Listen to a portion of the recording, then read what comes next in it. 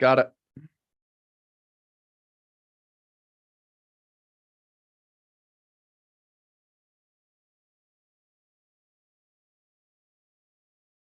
And going live.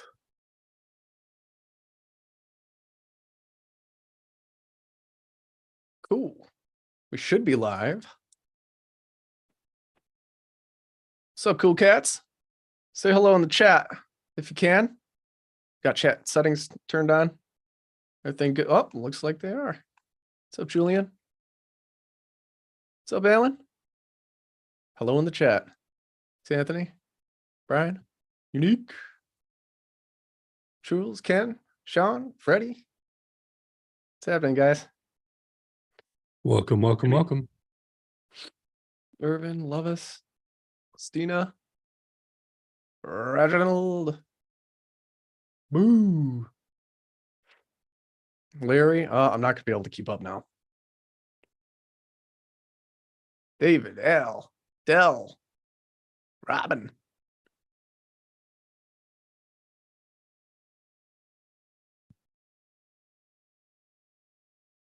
Just English tutor 2. Brianna. I see you, Paige. Merrick. So, Rick, hola. Dane lives. That's right. It's like 32 float lives, but Dane lives. Dane lives, but Caleb's dying. Monsoon, I am alive. I believe Caleb might have what I had just at a different window. Sadly.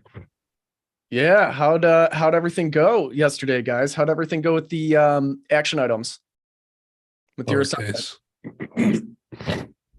Good. Yeah, you guys did well.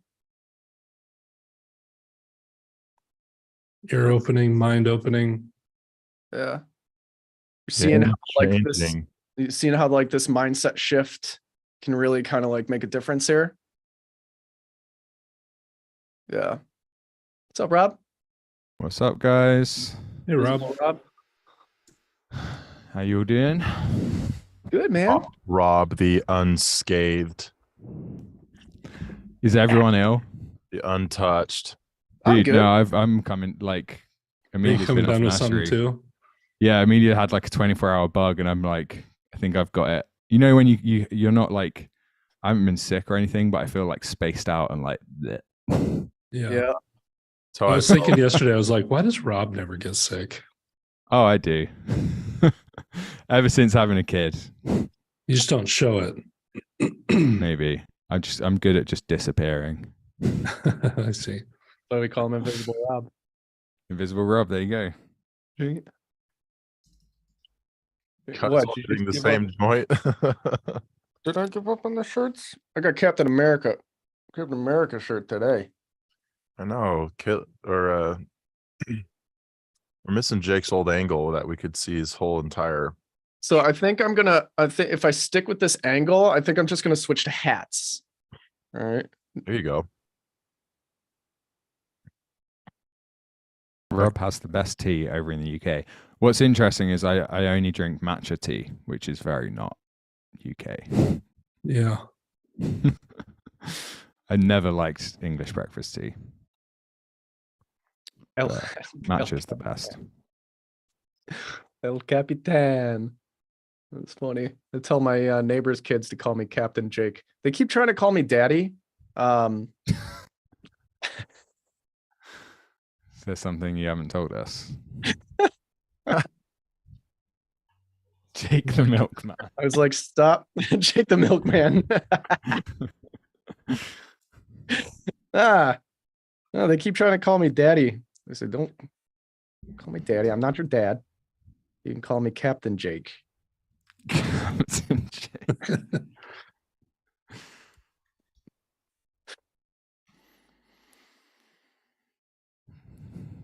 Where's everyone watching from? We haven't done a roll call in a while. So it's good to get the... Oh, straight out the gate, 3 UK. And another like one. 5 of the first Yeah, 7 near UK. there we go. Florida. Wow. I love Florida. I'm gonna hit Florida next month. It was a beautiful day here in Oxford today. I don't know about the rest of the UK. It's like the nicest day yet this year. Today? Yeah, it was like really nice. Nice. Sunny, warm. Yeah, we got a good one today too. Low Someone 7. said it's monsoon, funnily enough, said it's peeing it down. Do you guys say that? Peeing it down? No. No. Wait, is that really a thing? Well, I would probably say it's pissing it down. Peeing is probably the slightly less vulgar. Aggressive. Yeah. Hey Rob, we try to keep these high Keep it class. clean. Yeah. Yeah. Sorry. You gotta We're a dial it, notable institution. Pardon my English. dial it back. Yeah, Yeah, pardon indeed. Yeah, we'll get going. We'll get going in a couple minutes, just letting everyone stream in. Balls. Just a few minutes, guys. We chit chat at the beginning of these. Let people walk through the door. Today's going to be a good one, though. I think this is my favorite day Yeah, love fun. when you get to see it all come to fruition and do the A/B comparison, and it's like suddenly it all makes sense. Well, the A/B comparison wasn't that hard to make dramatic. Yesterday. This song I will missed it probably yesterday. be released sometime in the summer. Yeah. There's going to be a handful of these guys' tracks that Caleb and I are going to wrap up over the next couple months. 5 or 6, Caleb? Yeah. Why the summer release? Not sure.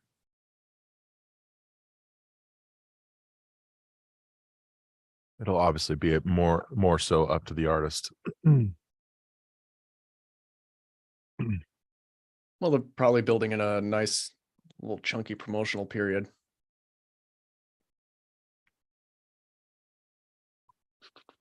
They usually do a lot of licensing music that's like pretty straightforward. This was an album they wanted to do just for them, something a little weirder. Yeah, Chip, you can watch the replay of both days. Anyone who's missed, anyone who's coming in for the first time today can watch the replays. They're posted to the school community. Caleb, I Yes, sir. pulled the trigger on the 8Cs You did. When do they arrive? probably like Tuesday or Wednesday. Oh man, I'm What'd you get? jealous.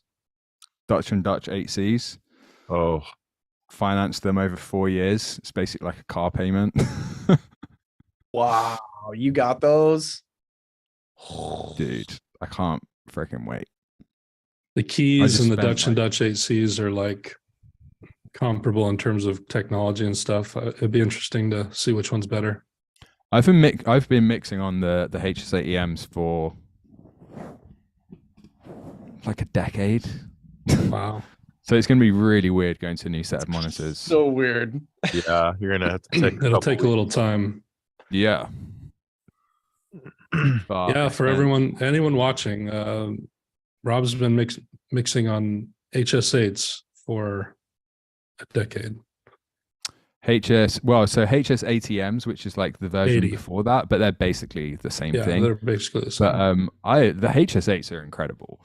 I much prefer them to the NS10s, but you get like the similar kind of benefit, like a bit of a kind of mid-range bump.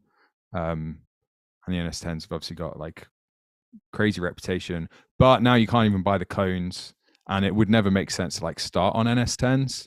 It's only like a lot of engineers use them because that's what they're used to. That's what they came up on.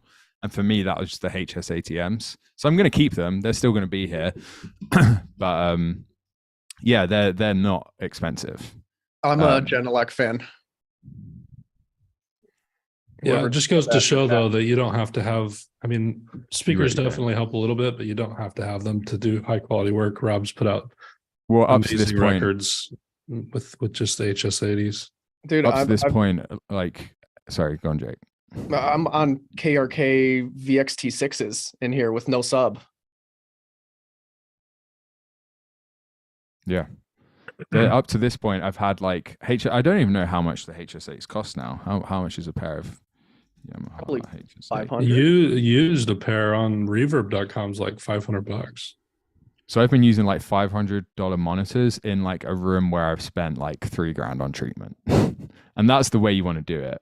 If you're going to spend your money, do that first. And it's only now that like I just moved to a new room and I spent another couple grand on treatment. And I'm like, okay, I finally have a room good enough to like justify it. Yeah. I only just, after 25 years in the industry, only barely got kind of my dream speakers. And it was not necessary. It was just kind of for It's fun, time. right? Yeah. It's not Yeah. essential. It's almost kind of like a trophy. Yeah, it's just kind of, I don't know. Not essential though. All right, should we get started? Who's ready to rock? You. Who's ready to go? Day 3. Woo-hoo! Give me a 201,789. Did you see that? Yeah. Did you see that Red Bull tilt there? Who's ready to rock? I'm on very much Dayquil and very much Red Bull. Let's go. Love it. If my heart explodes during this, it'll be extra exciting. Who's ready? Fix the heart. Fix the Heart Challenge Day 3. Send me your address, Caleb, so that I can get ready to call the. I bequeath my speakers to Dane. Cool. Really excited to have everyone back again. I say it every day. The fact that you're here, taking time out of your day. These are long sessions, and I like as the days kind of go on and the hours go on to see who really sticks it out all the way through, because the reality of all of this industry and our skills is that it takes time. And if you were bored within the first couple hours on day 1, it's going to be very hard for you to ever be successful in this industry. So hats off to all of you that have stuck it out for 3 days. There'll be many more days ahead of you, but this is how we increase. This is how we grow. So welcome back. Excited to have you for day 3. We're going to polish this thing off. But before, let's review day 2, the action items. I hope many of you were able to do this. How many were able to do this in chat? Throw a 1 in there, maybe. Anyone's? I can't see it. Oh yeah, we got Jake? tons of ones. Okay, so you went in, you saved an alternate version or a save as, you removed all the processing and the plugins, you started over, brought your faders down to negative infinity, hopefully gain stage things properly, and then did a volume only mix.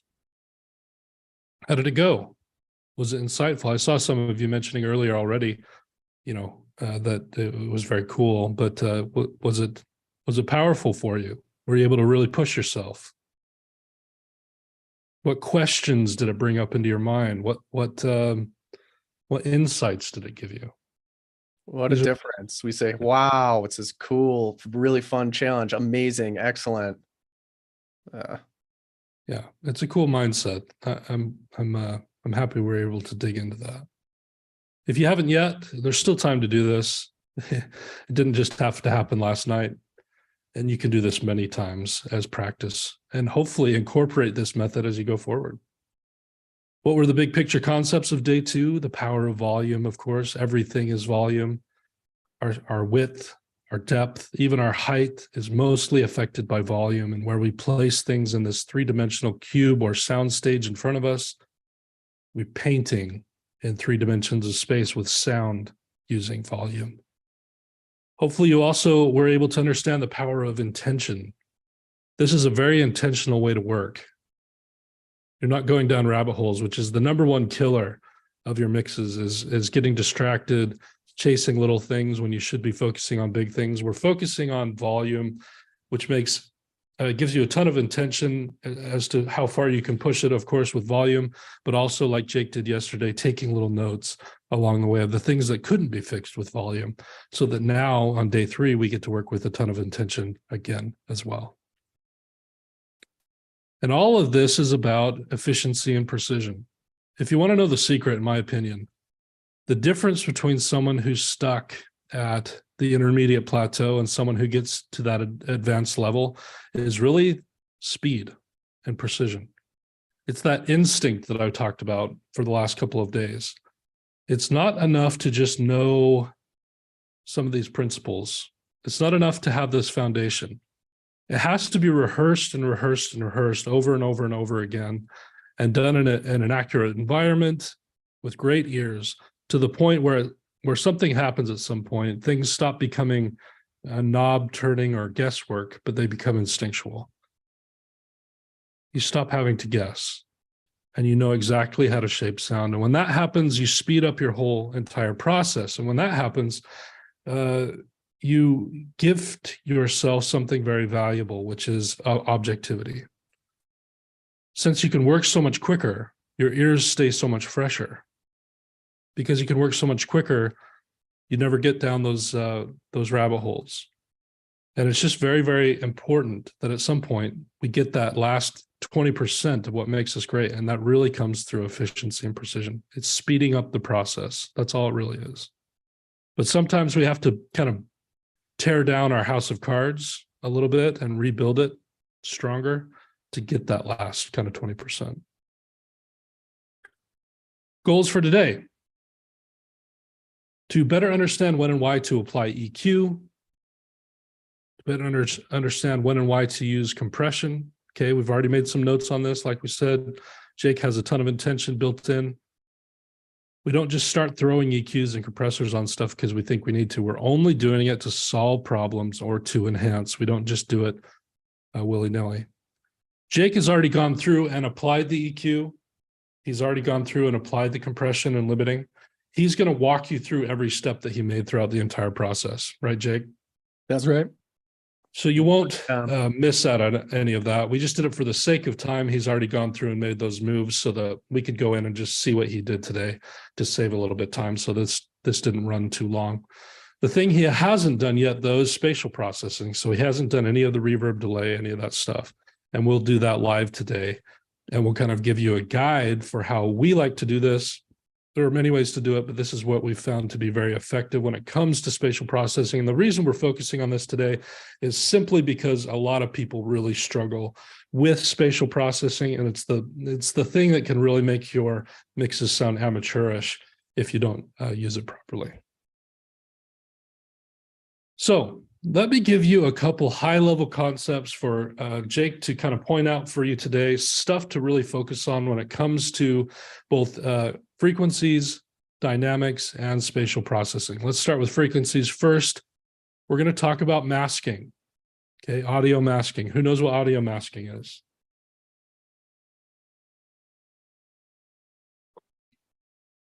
In any mix, you're going to have certain elements, right? We talked yesterday about the most powerful thing we could do is move volume faders to bring the intrinsic sounds or frequencies of certain instruments up and down to paint and balance your frequency spectrum. But it's inevitable, especially with a mix as dense as what we have to work with here, that there's going to be some audio masking, and there's going to be times where frequencies are building up or overlapping in a way that's causing mud or causing problems. And one of the things Jake's going to focus on today is going in and carving that stuff out. And I think the big mistake, and here's the thing to really focus on, is people aren't aggressive enough when they're carving out frequencies. I think what happens is people notice that there's some buildup happening between a couple of instruments. And so they'll like solo one, and they'll start carving out some of the frequencies to make room for the other one. And maybe they'll solo the other one and they'll start carving out stuff. What happens then is occasionally what happens is that people get too hung up on whether it sounds good in and of itself or if it sounds good on its own. A lot of times when you're carving out frequencies, you have to carve out more than sounds good when it's soloed. It'll sound weird when it's soloed. But we don't think of things on a soloed level when it comes to carving out frequencies. What matters is how it sounds all together. That's all that matters, is how they sound all together. And there's an audio trick that happens for people's perception, which is if many different instruments are covering the frequency spectrum together, it will create the illusion that even if you've carved out a ton of the frequencies on any particular one of those things, if all the frequencies are accounted for, it will sound as if the frequencies are all there for each of the instruments. Yeah, they'll all still be represented across the sonic spectrum. The ear will hear it correctly, even though if you soloed an instrument, it might sound a little bit weird. Does that make sense to everybody? It's kind of a hard concept to explain. Listener, here's another way of just kind of saying that, right? Like, listeners are never going to hear it in solo. Right. Your audience is never going to hear it in solo. So all that really matters is in context. Yeah, that's right. And so we're going to be, Jake's going to show you today how aggressive you can be sometimes to get things really cleaned up. And that's what it really boils down to, so that we can actually carve out space, so that we can have things playing together really nicely. And then, of course, making sure all the frequencies are accounted for so it sounds full still. It just doesn't sound muddy. We're also going to talk a lot today about the power of the clipper. Jake is a master clipper. He has a degree in clipping. That's my middle name. He uses compressors, and you'll see that too, and he uses limiters. He's going to talk to you today about the difference between clippers, limiters, and compressors. And there's some important things to distinguish between the three. He uses clippers a lot more than most people that I've seen, and I really love the way he uses it. And so we get to see a demonstration on that today. A high-level overview of why he might use a clipper or limiter as opposed to a compressor is it's just faster at controlling dynamics. A clipper or limiter is generally one knob, two knobs. It's not a whole bunch of stuff to tweak. And when it comes to controlling dynamics, if you're just trying to tame transients or something like that, you don't need all the knobs. You just need it to take care of the transients.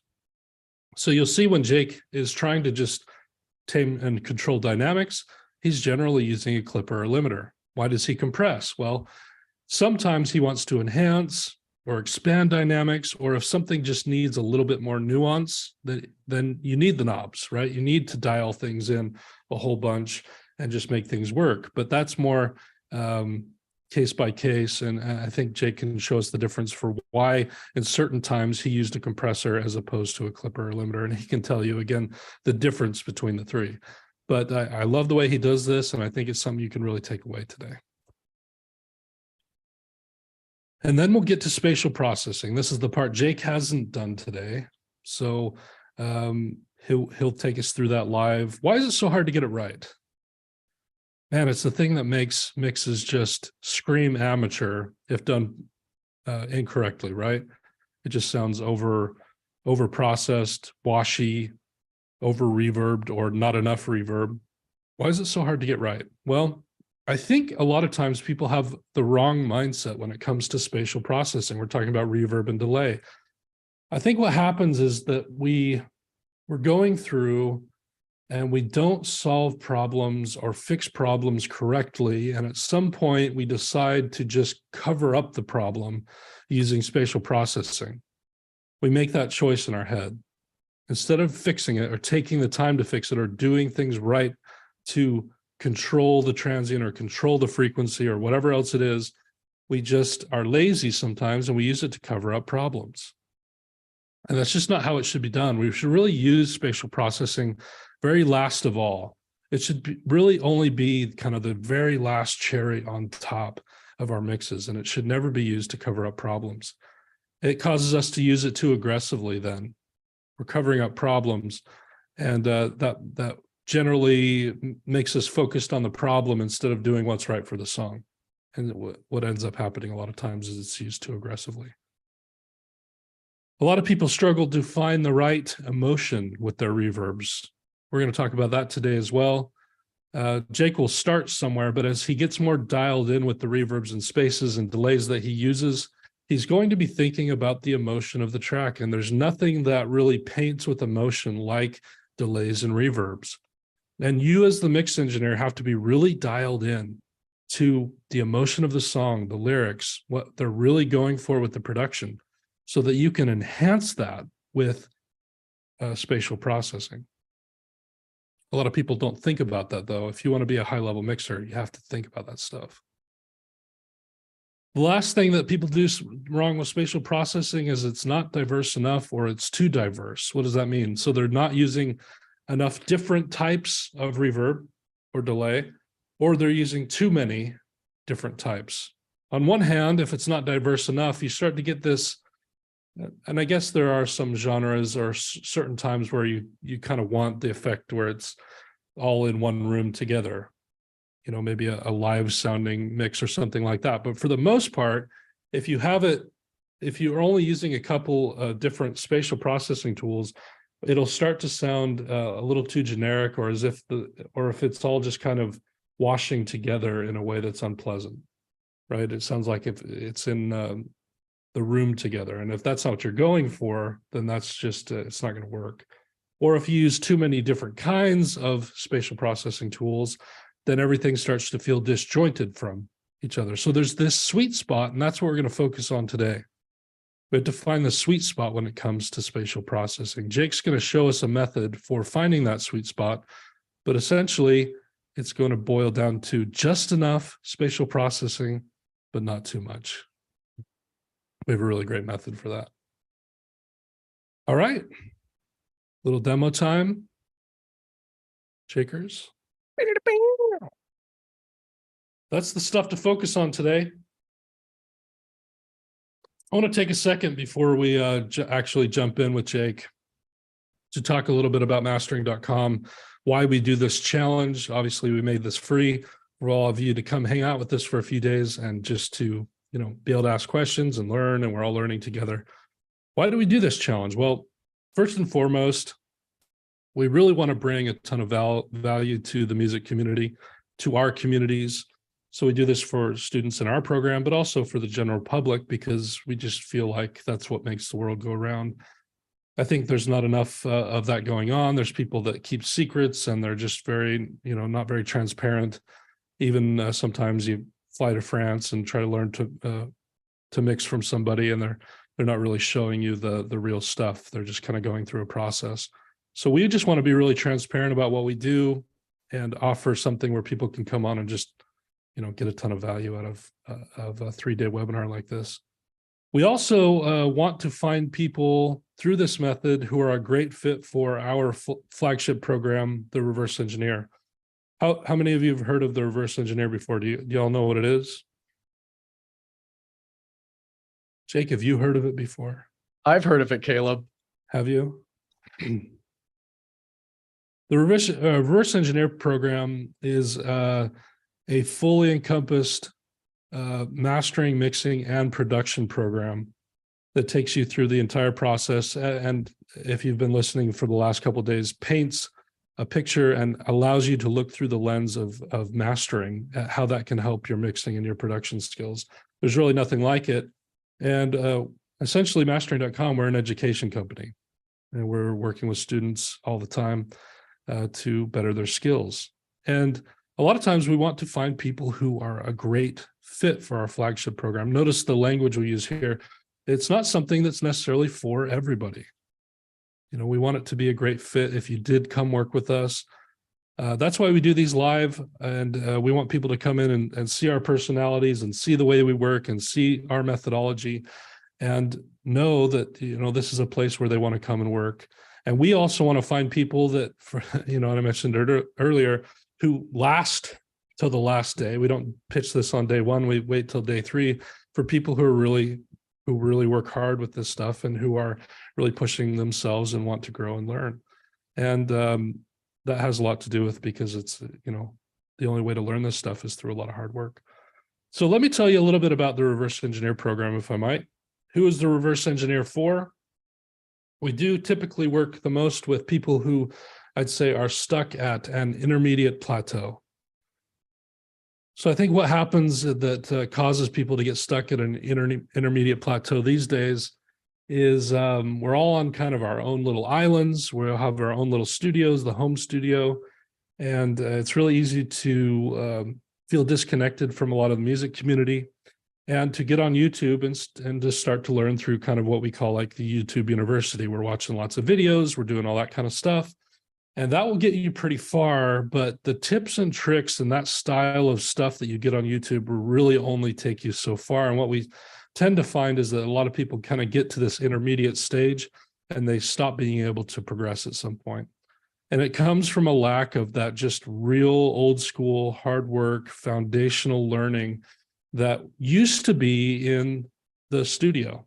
You know, used to come down, you used to go and intern at a big studio and really get the good stuff.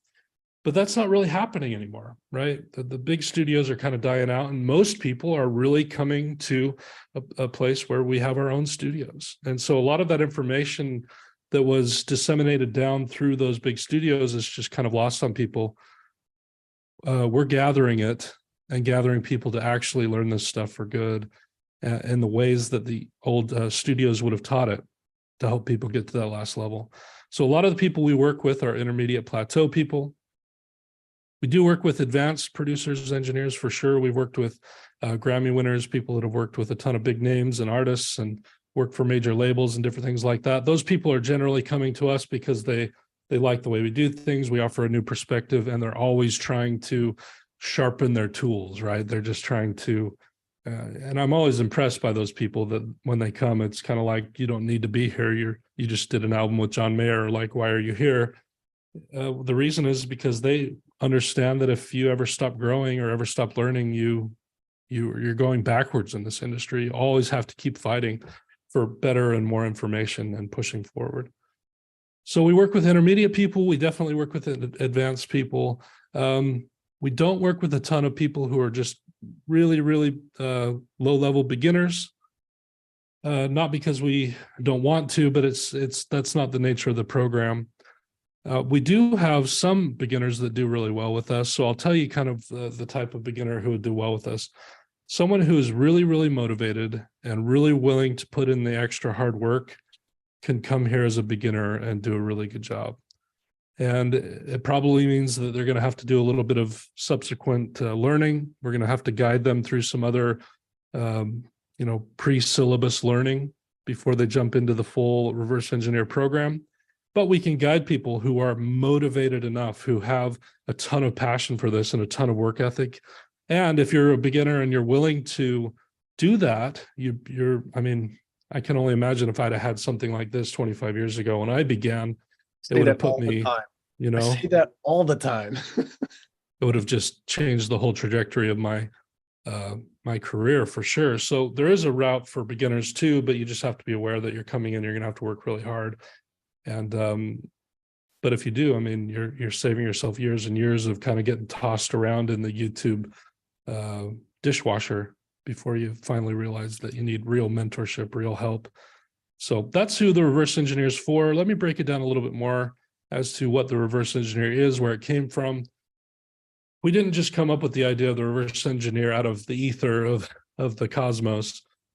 Rob, who is muted there, owned a Musician on a Mission for a long time. We had mastering.com that was there for a long time. In total, we've worked with thousands and thousands of students over the last 10 years. And the reverse engineer is really the culmination of everything we learned over the last 10 years from working with students. It's a brand new program. It's been out for about a year. But it took everything we learned from people over the last 10 years, the stuff that was really helpful for people, and we arranged it in a new way, which is, teaching it in reverse, starting with mastering to give people the objective foundation. And I mentioned on day one that we just kept having people who are learning mastering come to us and say, there's something about learning mastering that's shining a light on the rest of the process. It's shining a light on mixing. It's shining a light on production. And we have found a way to utilize that and to teach people that the foundational principles that are often looked over by the tips and tricks videos you commonly find on YouTube, they're a disservice in a way, because there's some foundational learning that is getting skipped over that makes it impossible to really utilize the tip or trick. Right? Have you ever had the experience where you watch one of those types of videos and then you go back and try to do the tip or trick on your session and it just doesn't work the same?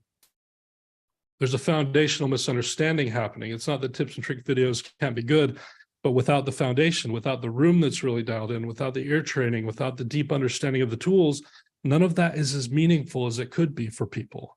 And I think we live in a world where everyone wants things quick, everyone wants things cheap, everyone wants things like easy, and presets and the tips and tricks videos are just a way that it's manifesting that we think that this will come easily, but it won't. The reality is that if you want to be really good at this, it's a lot of work and it's hard work, and we're leaning into that with the reverse engineer and just, again, taking everything we've learned over the last 10 years and really putting it into one really big badass program that is competing with anything that's out there. There's nothing like it. 100%. And it really is a masterclass in objectivity. Phase 1 in our program is the development of instincts. I talked about this already today, but instincts is everything. If you want to be really great at this, you can't be guessing. You have to stop the guessing phase, the knob turning phase, and be so dialed in because your room is dialed in, and be so dialed in because your ears are dialed in and your deep understanding of the tools exists, that everything starts to become instinctual. That's what we really push for in phase 1 of this program, is starting to develop those instincts. Once you have those instincts, then it's about connecting objectivity to subjectivity. So I already mentioned that we teach all of this in reverse, starting with the most objective part of the process, which is mastering, the end in mind perspective. But I also mentioned on day 1 that a lot of what we do is connect that to the creative, to the subjective, to unlock the subjective, to unlock the creative, right? None of the objective will hinder your ability to be creative. It'll actually unlock it. Because in those creative moments, in those windows that come along of creativity, again, there's no more guessing. And you can take that idea, that thought, that sound you're hearing in your head in that moment because of the instinct that you developed, and make it come out of the speakers. It's the number one thing I hear from people. I can't get the sounds I have in my head to come out of my speakers the way I'm hearing it. Well, now you can, because now we're going to connect the objective to the subjective. And then we teach you how to leverage that. So whether you want to get into music licensing, or whether you want to get into being an artist and being on playlists and touring, or if you want to be a mix and mastering engineer, it doesn't matter. Whichever way you want to go in this industry, we have a bunch of professionals that we work with to help guide you. Now that you have this incredible tool set, you have this incredible skill set, you're very, very powerful. And now it's an opportunity for you to leverage that skill set and actually start making real income in this industry. And there's a lot of work to be had. You just have to get to the point where you can wow people. No degree is going to give you that. You could go spend $100,000 at Berkeley, and that piece of paper will mean nothing to you. The only thing that will matter is if you can wow people. And we sometimes aren't very good as artists at having that kind of business brain. We want to focus on the creative parts, but if we can get that business brain too, and connect it to our skill set, that can be very, very powerful. The program in whole is a year-long program with 29 weeks of training. It usually takes people longer than that. That's going to consist of videos and action items and readable items, starting with mastering and then mixing and then production, 8 weeks of each. As we dive in, again, business foundations training and continued training that way. But this is all really just the foundation. This is the stuff that gets you up to speed, it gives you all the stuff you need to know to actually start making strides in this. That's what the 29 weeks are for, because then it really comes down to mentorship. And any of us that are sitting here, we've all had mentorship. Mentorship has been a huge part of what's helped us progress in our individual careers. And so it's definitely something that we offer in our program, a year of weekly live one-on-one mentorship, up to, I think we're 4 or 5 times now a week, Jake? Yeah, 4 calls a week now. where you can get on and have live one-on-one time with mentors, whether it's critiquing your songs, whether it's getting business advice, whether it's questions about what you're learning in the live training. Training is enough, YouTube videos, all that. It's not enough to get you there. You have to have mentorship. And so that's something we really dedicate ourselves to. Dane is a mentor, Jake's a mentor, I'm a mentor. And we have other mentors that have some business acumen that can help you with that stuff. We also have a huge community of like-minded musicians. So just like you have a school group for Fix the Mix, we have a school group for the reverse engineer. And these are the people who have really stepped up to the plate, who are very serious about this. And I think it's one of the things that I value most about what we've created is the community. It's just hundreds and hundreds of people who take this very seriously and who aren't greedy about it. They want to help each other. That's what I love seeing, is how much they're helping each other, they're assisting each other, they're lifting each other up when things get hard for people. They're networking, they're starting companies together, they're doing all that. It's so cool when things can feel so isolating in the world right now, with us all on our individual islands, to have a place where you can come together and be a part of a community of like-minded musicians.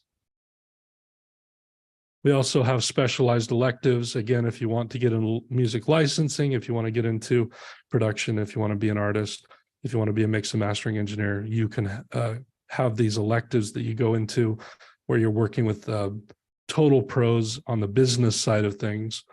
And that's in addition to the 3 weeks of business foundation training that you already get. This is going to be more specialized, and it's going to be like another year of electives training where you get to work with people and building your companies and getting the infrastructure in place to really do things the right way. It's not magic, but it's pretty magical. I always say this slide because it feels magical sometimes to finally find something that helps you progress. I know how frustrating it can be to be spinning your wheels and not really able, you're not really able to progress. But I want to be really upfront with all of you about what it takes to get there. And there's no replacement for good old-fashioned hard work. It's not magic that's happening. It's hard work that's happening, and it's community that's happening, and it's mentorship that's happening. It's all the good things. The recipe for success is there to finally help you progress. And it feels magical, but it really comes through your work ethic. So if you have work ethic, if you have passion for this, this is who we want to work with. We want to work with those of you who want to disrupt in this industry.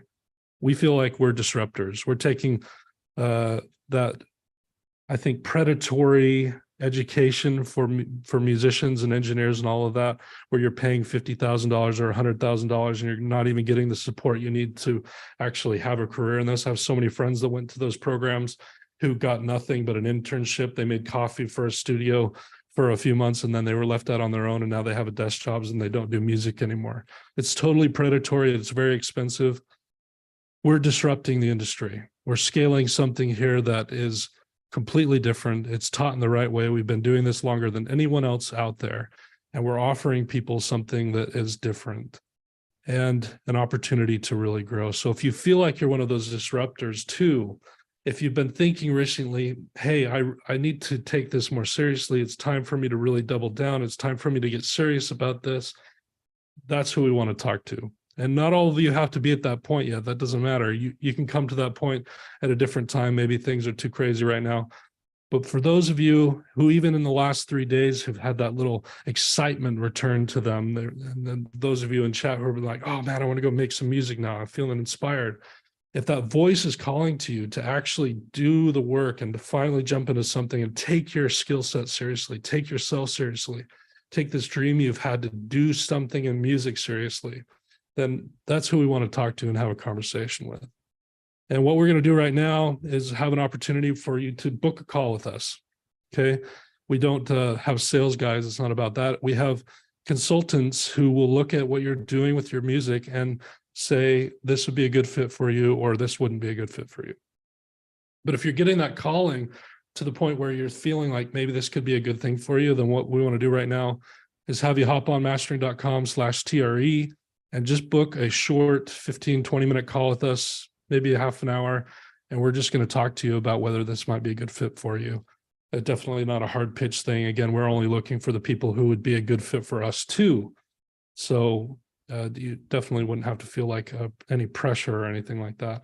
But if you're getting that call, if you've been really wanting to double down, if you felt in the last 3 days, I like these guys, I like the way they work, then I want you to hop on right now, mastering.com/TRE and book a call with us right now. I'll be really upfront. The price of the program is $5,800. That's for the year. Okay. The year mentorship, which is actually, when you consider it, a very good value compared to the $50,000 or $100,000 programs that are out there that don't even have that kind of mentorship in that way. $5,800. Rob, are we doing anything special this month? I didn't even ask. Rob's incognito. Should I just make something up? Maybe they'll be mad at me. By the way, I don't know. I'm gonna make something up. I'm seriously doing this on the fly. I have no idea. They'll probably be mad at me because we have done this occasionally before. Any of you who sign up by the end of the month, we'll knock $1,000 off that. $4,800. Sorry, Rob. $4,800 if you sign up by the end of the month. So book a call really quick. At least chat with us if that's something that is even interesting. Now, here's the thing. We do have payment plans. We do have some in-house financing. If you need to break things up a little bit, we can also work with you on that level. Dane, were you going to say something? I completely. Oh, well, the link. Is anyone having troubles with the link? Because I clicked on the link and it didn't work for me, and so I noticed somebody else say something. I just want to make sure. Yeah. Yeah, lots of people saying it's not working. It's not working. Great. Yeah. Just kidding. You can't. Just kidding. Book a call with us. Let's move on. No, we got The spiel meant nothing. Yeah. Give me just a moment here, guys. I think I got a new one. Here, try that one. I just spammed it a few times. There we go. Is that one working? That one worked. Why? So what is that? So what is that one? It's go.mastering.com/TRE. Okay. I'll even fix this like right here. Oh, Matt. Yeah. So it was missing the go. I see. Well, it usually doesn't have it. All right. So we are going to do, we're going to do 4,800 till the end of the month. Book a call. Oh, nice. Yep. Love to chat with you guys if it seems like a good fit. In fact, let's take 5. It takes about 2 minutes to set that call up. You just need to answer a few questions, get a time slot picked. Let's take 5. Who's already booked a call? One in the chat. Sweet. Ryan, Emma, awesome. Finn, what's up? Larry, Sonny. Aries. I saw you say something earlier, Aries. That's cool. Al. Jack. What's up, Jack? Who's already reverse engineer? Yeah, who's already? We do have a few students who sneak. I know. into I these. saw some of you guys. Absorbing all you can. Yeah, there you guys are. Shout outs. Robin, Joya. What's up? Greg, I saw Jemmy in here too. Unique. Yep. Foundations, cool. Sweet. Shout out, Chris. Awesome. Ellie, what's up? Cool. Shout out, Jessica. What up, Chris?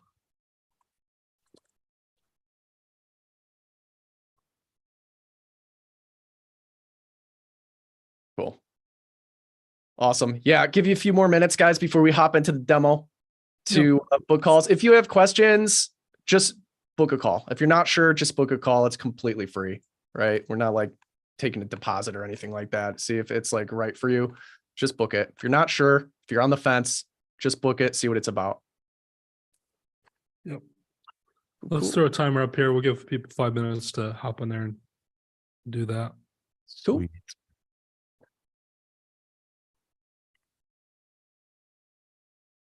All right, BRB.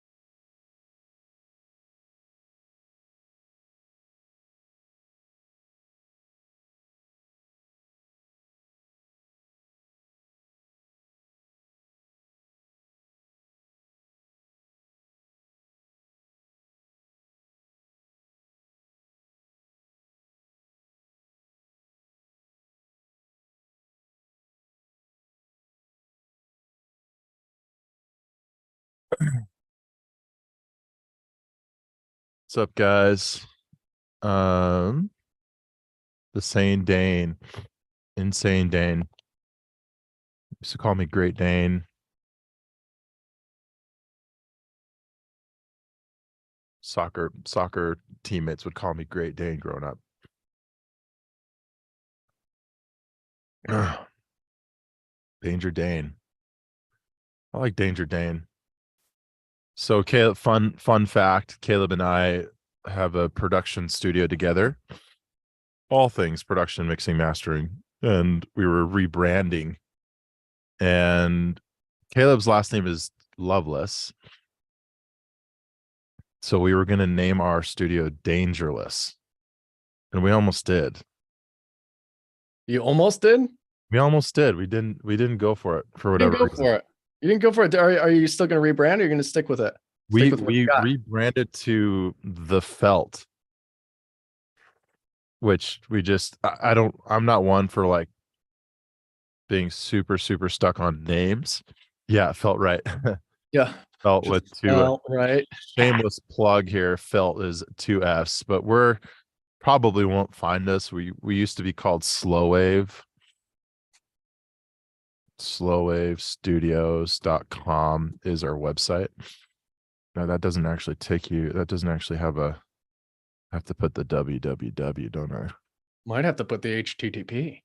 That website might be gone. It's Oh, is it gone by now? Sorry, yeah, we're in the transition right now. the felt. I was just telling them how we were. Everyone was riffing on my name for a sec.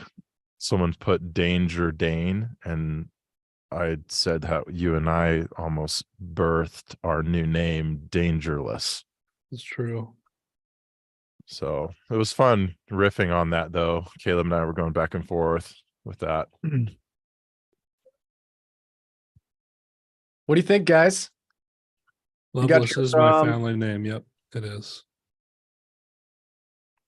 You guys got your calls booked? Everybody who booked a call or wanted to book a call actually did book a call. Yeah, anyone who hasn't, Boom. do that. If you're on the Post the fence link. about it, just honestly, there's no pressure. It's very much like, is this the right thing for you? At the very least, you'll have a lot more clarity on how you want to move forward in your career. Right. So Cool. What do you think, guys? Ready to move forward? Yeah. Let's do a 62,000.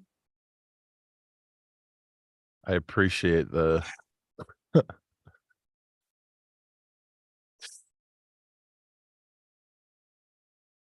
Yeah. Awesome. you should design a custom flavored Dane-ish, someone said. Ah, Definitely should. stop it. Stop it. All right. I'm going to share my screen, guys. Let's jump in here. Red Go in the chat wanted to book a call. You could drop the link one more time. Got it. There you go, guys. Sorry. I'll post it from now That's- on periodically. That's on me. I'll drop it from now on periodically. Cool. Thanks, man. Appreciate that. Yeah, stop trying to make me laugh. Guys, stop it.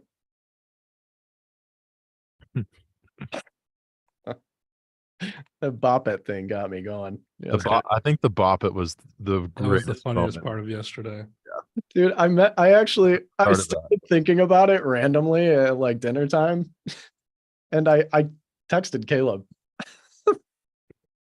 Just too funny. Laughed right in the middle of dinner. It just burst out laughing. Stop it. God, so perfect. Anyway, all right. Stop. My face hurts. Can't unhear. So here's what we're gonna do today, guys. Number one, I'm gonna give you a walkthrough of what we've done in terms of like frequencies and dynamics processing. And then we're going to actually do spatial processing demonstration. All right. And I'm going to show you the sweet spot here that we found that is that's kind of like dead center of not too much, not too many different kinds of reverbs, and not too few, right? So we'll talk about that. We'll take a look at what that looks like. First, walkthrough, frequencies and dynamics. Let's dig in. Let's go. We're going to start with drums. Get right to the good stuff. I'm going to go track by track, and then we'll talk about what the buses look like. Here we are.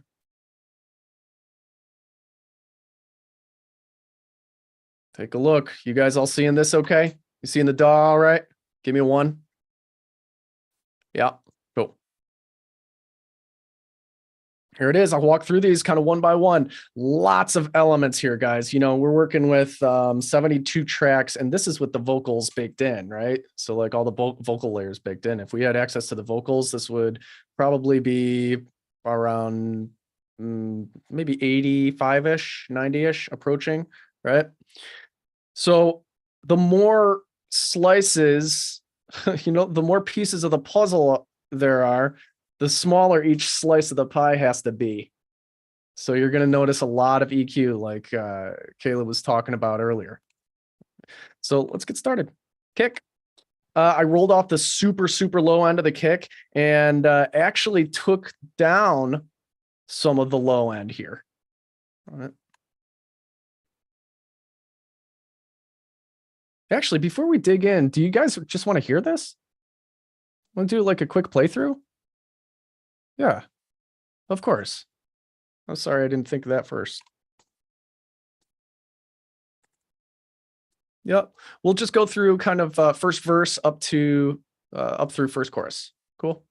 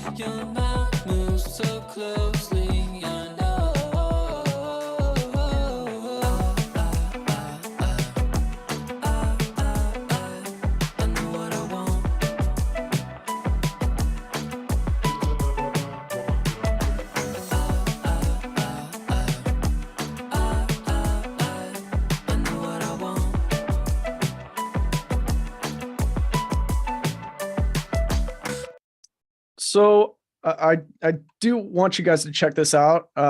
Yesterday we used a reference called Seventh Heaven by Beck. Right, we take a quick listen to that.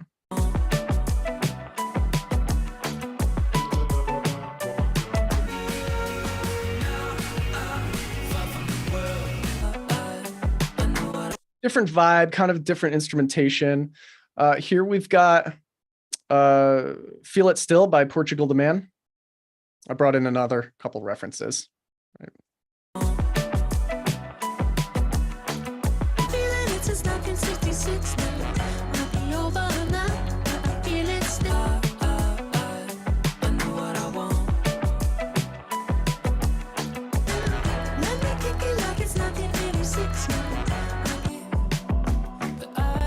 Little bit of a better reference for this track in terms of the arrangement, in terms of where the drums are sitting, where the vocals sitting, so on and so forth, right? So this is probably going to be our main reference moving forward. And then I brought in, you guys suggested Gorillaz yesterday. I brought in a Gorillaz song. He's at the track. It's my chocolate attack. Shit, I'm stepping in harder this year. Yeah, bear repping in hard. So I did just kind of want to demonstrate how different mixes can sound from one another, right? All of these mixes have a very particular flavor, but could be heard in the same playlist, right, next to each other in a playlist. And if we're talking playlist, if we're talking ballpark, then I think our mix fits in at this point.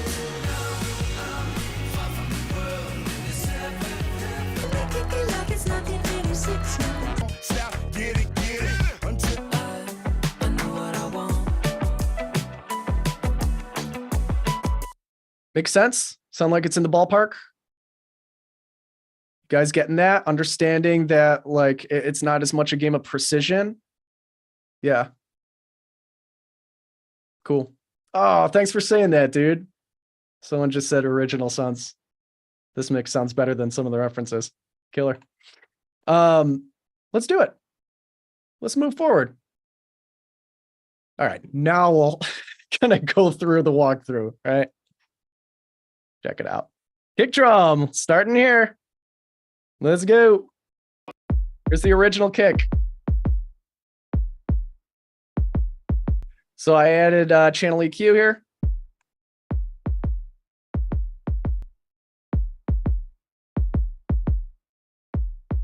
Hear the difference? I scooped out some of this like boomy, rumbly low end to tighten it up a little bit. And I actually did a wide scoop here at 200. Listen to the difference here.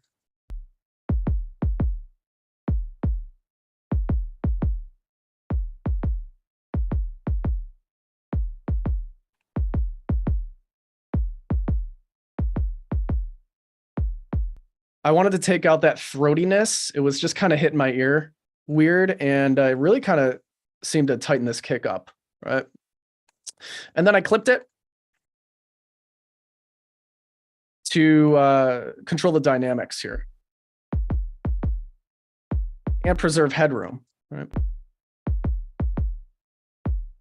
So without the clipper, look at this meter down here. We're hitting about minus 12.6. And then with the clipper, minus 14.5. So saving about 2 decibels of headroom here.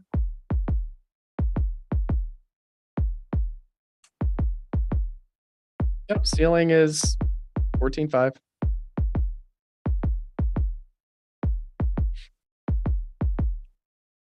And all that does is chop off the top of the transient.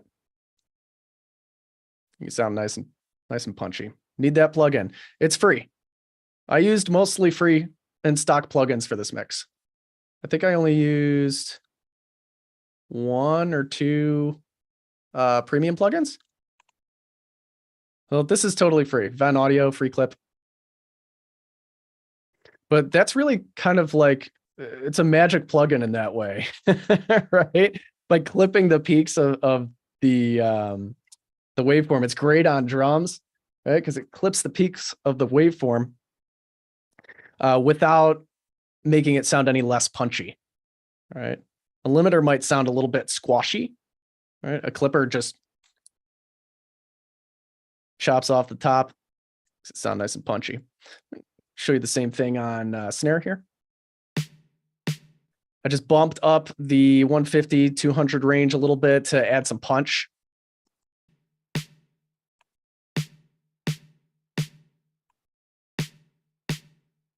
Then now punchy. All right, just a little bit of extra oomph. And I clipped that one as well. So without the clipper, peaking at minus 9.8. With it, minus 14.4. And no audible difference, right? No audible difference. That's 5 decibels of headroom we just saved right there.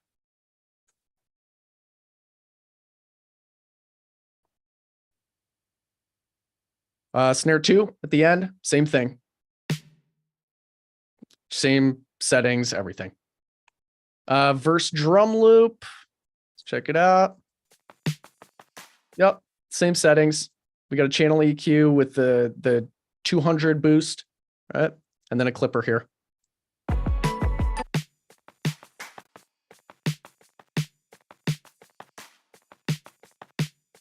Also pushes that kind of like lower, that softer kind of material, that a little bit more towards the front of the mix, right?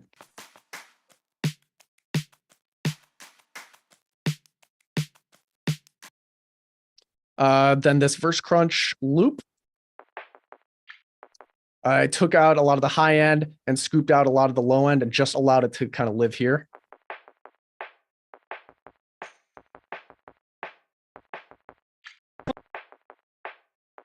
Nothing really useful happening here. I see somebody asked, so what exactly does the clipper do? It's just like a limiter, right? But instead of squashing down the peaks, it actually chops them off, right? I'll show you.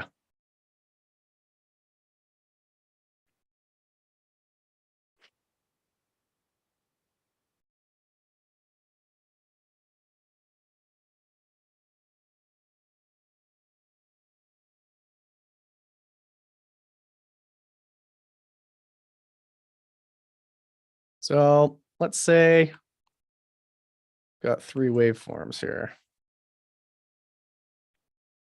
Pretend these are waveforms. You've got one regular waveform. Then we've got a threshold. Say we want to control dynamics, right?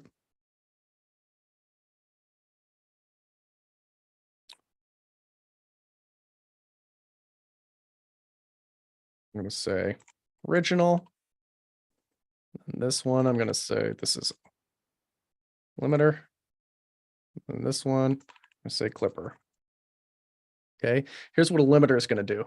It's going to go, right? Just kind of like squish it down. Clipper, however, is going to do something like this.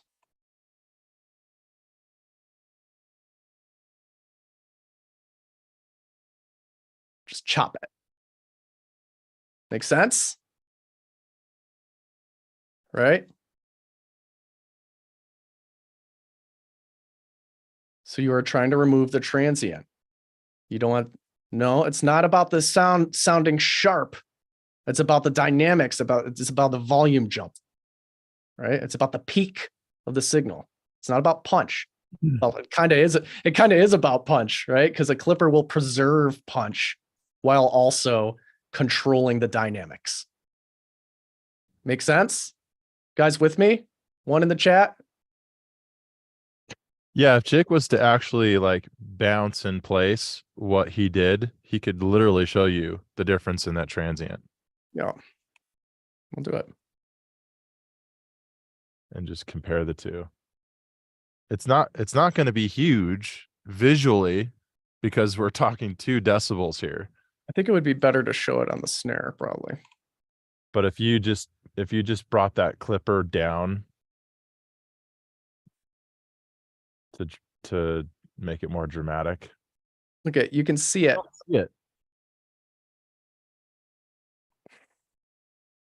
Here's the original snare. And then you can see kind of where the hard clip is right here at the top.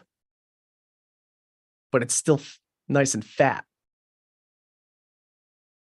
Right?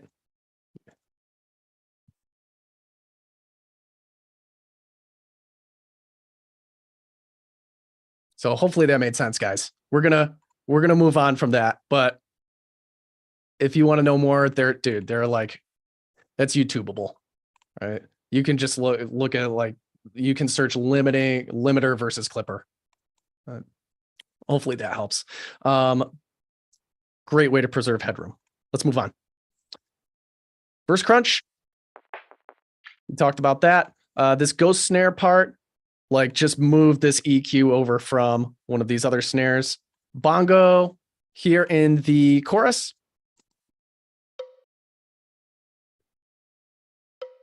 Just cut out all this low end, preserving all this sonic energy for the instruments that really need to be there, like the bottom end of the kick and the bass, right? Taking out some of this high end, reserving this for more of the high end elements that need to be there. Claps. Let's take a look at these. This is the only place I used compression, possibly in the whole mix. This is the only place I actually used a compressor. Nope, I lied. I used some sidechain compression here, which we'll talk about later. And that's it. Everything else is dynamically controlled with limiting and clipping. So let's talk about it. Claps. First of all,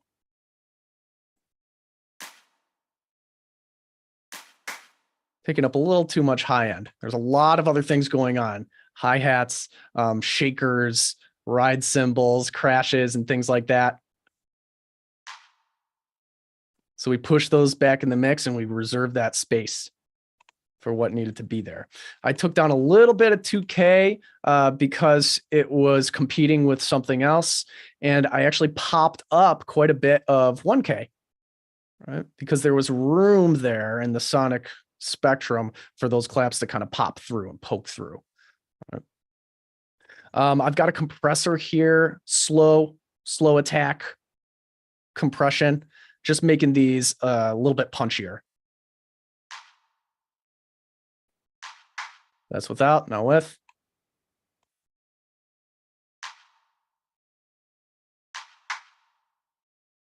Right? Hear the difference? Hear the difference there, Dane? Oh yeah. Versus, right? Really just wanted to poke, poke, poke. And then I clipped it. So I made it punchier with a compressor, but then I controlled the dynamics by clipping it. All right. And because we're using a clipper, it's going to maintain that punch. This kind of harkens back to, not to stay on clipping too long, but this kind of harkens back to, I mean, in reality, what we're doing here is what could be done in the analog realm, which is hitting your analog gear harder. Driving it. Yeah. Driving your sort of, it's a combination of saturation and some clipping that happens naturally with a lot of analog gear. But because we're in the digital realm, this is how we do it. It's like these tools were made kind of for that reason. Crash cymbal. So these were bothering me, right? Remember from yesterday, I was talking about like the high end is bothering me from some of these cymbals. It was here. It was like the quite a bit of buildup in 8K to 10K range. So I took that down. I scooped out a ton of low end. You know, it's just as a safety net. Probably nothing there anyway, right?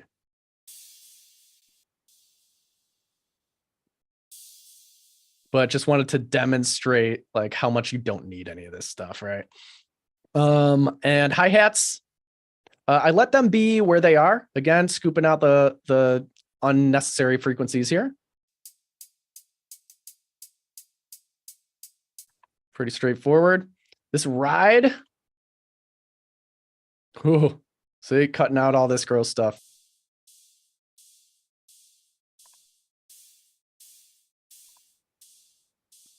It was just too much for me. And then I actually used Soothe. This is one of the only premium plugins that I used in this mix. I use Soothe here to, it's aptly named.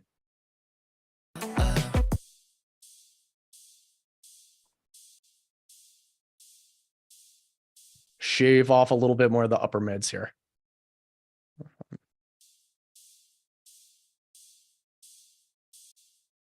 I'm just very barely touching it with that too. What are other options if you don't have Soothe? I mean, you could use a multi-band compressor in your DAW. You know, I don't even need this on there. I can take it off and just do it with EQ. It's just Soothe is really, really fast. It's just a really, really quick way to do it. You know, that's the reason why I use Soothe, because it's efficient. So you can use dynamic EQ, you can use multi-band EQ if you wanted to. You can use all kinds of different tools, right? You don't need to have Soothe for it. I just love that plugin because it's so fast, right? When you can speed up your time, because time is money, right? The faster you can get through a mix, faster you can get through production, the faster you can move on to the next one. Soothe makes that happen. Crunch loop. Same idea, just carving out some highs, carving out some lows. Doesn't really need to be there.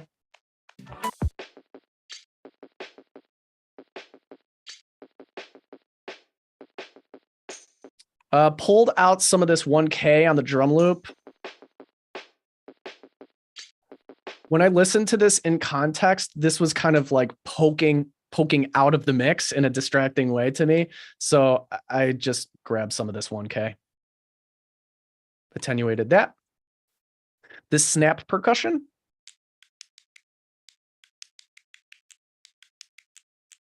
Just kind of restricted it to this area of the frequency spectrum. Just carving out, just allocating little different areas of the frequency spectrum to some of these instruments.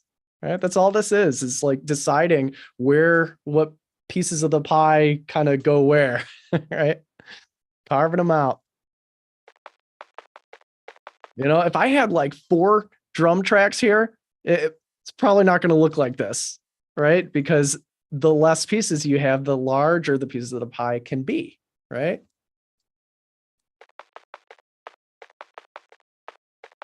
Scooping out the lows and the highs. I've also got some automation happening here towards the end of the track, which we'll talk about later. Some volume automation. Chorus shaker. Just scooped out the lows on that. Second shaker. Over here, same thing, just kind of scooped out the lows, and I actually took down the highs a little bit.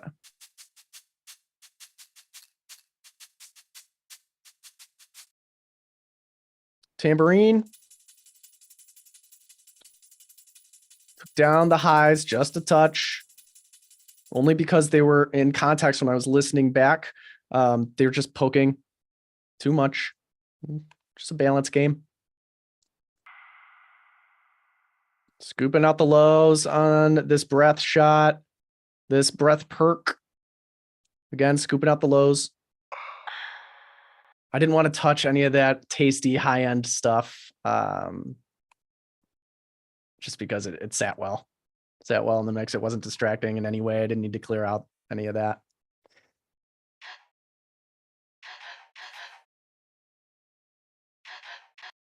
Got away with some high-end cutting and low-end cutting there. Same thing with this breath perk here and this grunt percussion here and halftime drum loop here.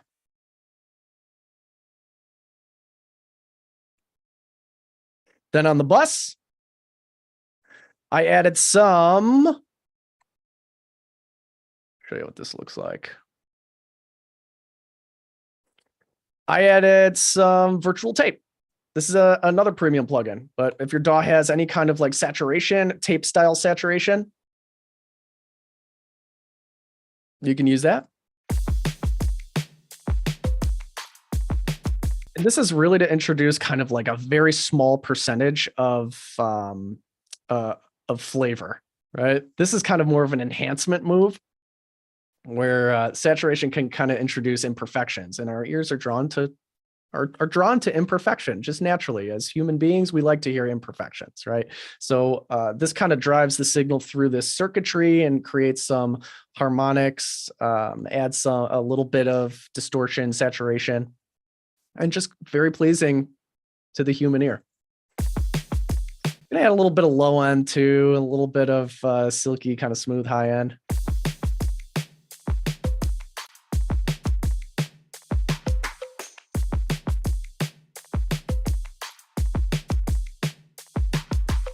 Very, very subtle, but makes a difference. I've also got a channel EQ here, rolling off the extreme low end, 32 and below, and then popping up the high end. There was room for these drums to really just kind of like shine compared to the references. I actually didn't make this move until I compared my mix to our reference tracks. and realized that my mix was lacking in the high end department. So then I thought to myself, okay, what are the elements that need some more high end? What are the elements that occupy that space in my reference tracks? How can I mimic that in my mix? And I came down to the drum bus.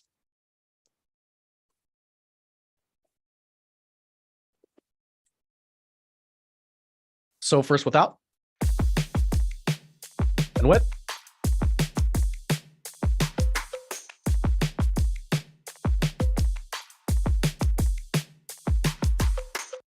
Pushes that snare and that hi-hat and those high-end elements right into your face, right? And then what do? Using one of my faves. We clipped it. Check this out. Take a look at the meter here.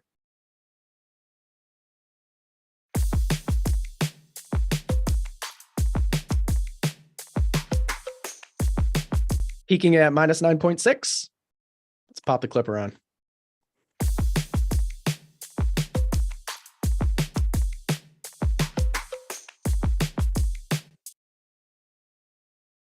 Four decibels, guys. No less punchy. No less punchy whatsoever. If anything, it draws out some of the detail and pushes it more towards the front. We're going to pop this on and off again. Okay. Here we go.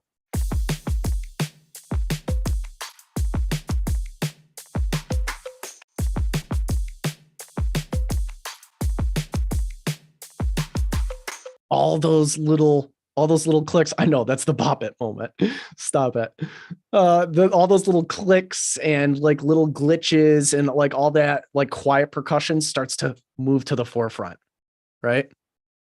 Yeah, you can absolutely clip 808s, but you have to be careful because if you clip too much, you're going to create some audible distortion. All right. That's the balance. You can hear how this sounds, right? So we have about 10 decibels.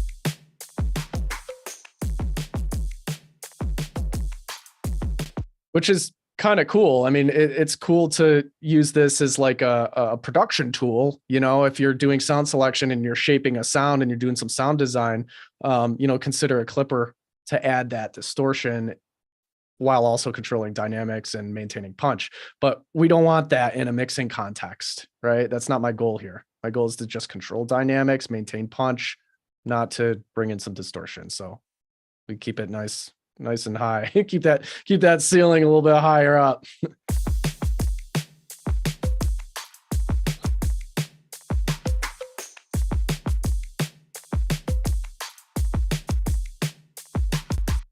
Right. A better choice for maybe a bass, like a low end bass that's not as aggressive, might be limiting, right? You can control dynamics with a limiter in a much more transparent kind of way without having to worry as much about the saturation, because there's no saturation or distortion element that comes into play there. Right. So that's drums, guys. You guys following me? Am I going too fast? Gonna have to watch a replay. Cool. Following? Cool. Sick. Yeah, you could totally do that, admin. You can put a compressor. You can put a compressor before a clipper, like a slow attack compression to make like a drum sound more punchy, and then clip it afterwards. I actually did that here. I did that with our claps. I did a slow attack compression to make the sound more punchy, and then I clipped it. Yeah, parallel compression is like it's when you want it or when you need it type thing. It's not an every time thing.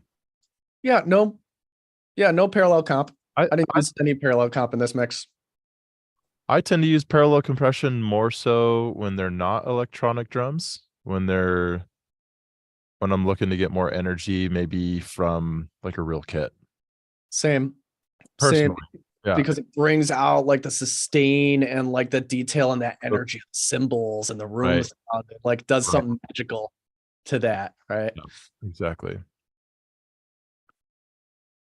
You ever use pitch transforms after a compression in production? Maybe not in a mix, because that's like more of a sound design kind of thing. You should make a course. Do you have any courses?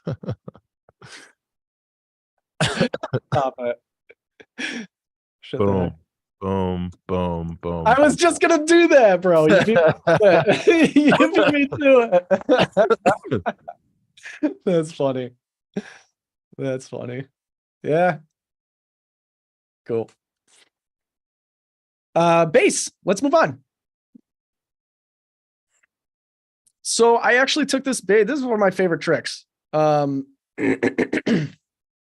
Super helpful, dude. Like I just duplicated the bass track and I split it into 2 tracks, so a bass low and a bass high.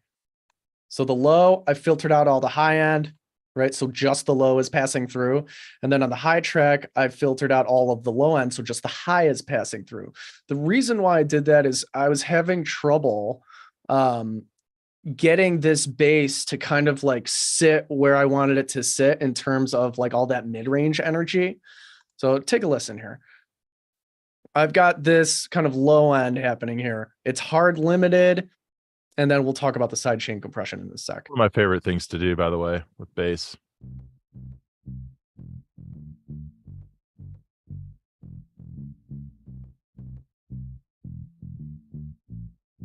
Right. So this is just low end. We've got control of that. We've brought it in. And then we've got our high track. I've clipped it.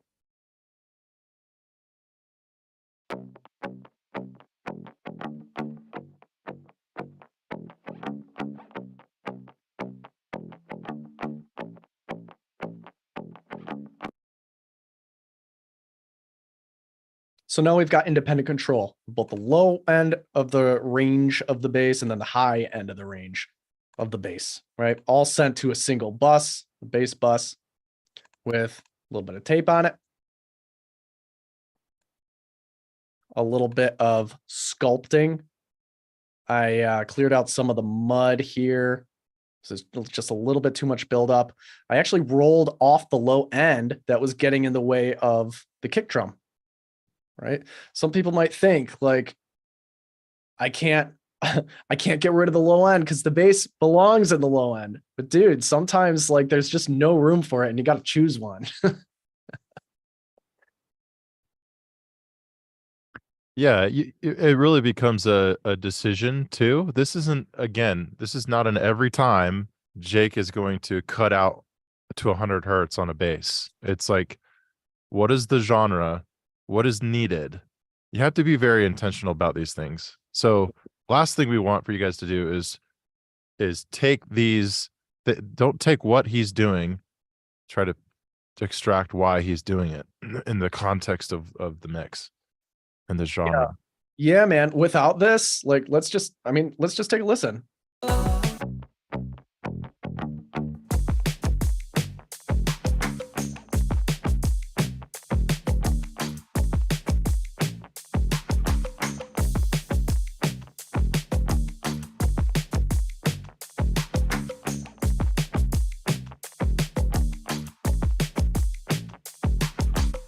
Right? Bass and kick are trampling all over each other in that rumble range, right? Yeah. And now we've just kind of cleared it right out. And to me, I wanted even further separation and further tightness here. So I actually sidechained this in kind of a strange way. You know, the lows were still kind of, I still wanted that kick to punch through. It wasn't punching through as much as I wanted it to in the low end. So I took the bass low and I sidechained it to the kick. So every time the kick hits, it's going to duck just that bass low track. But the high of the bass is going to maintain its same volume.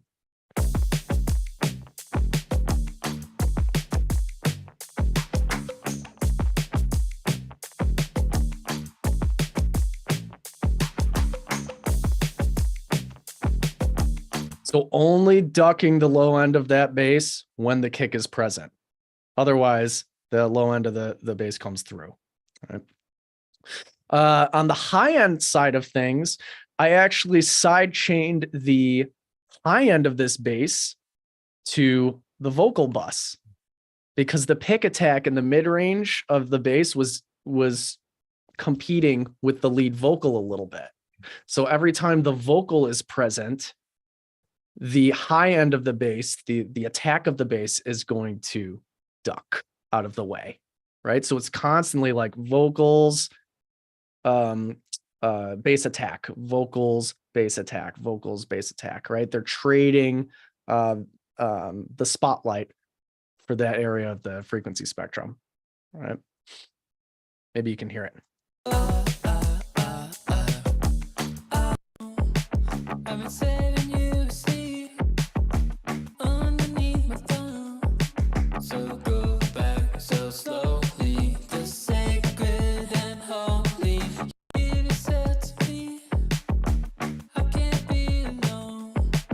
I can make it a little bit more aggressive so you can hear what that really sounds like, right?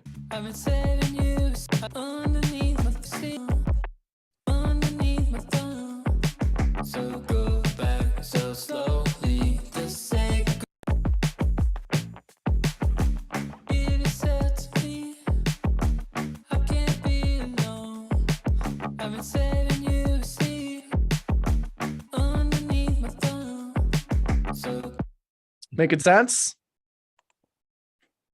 Guys, you guys following that? And the reason behind that, right?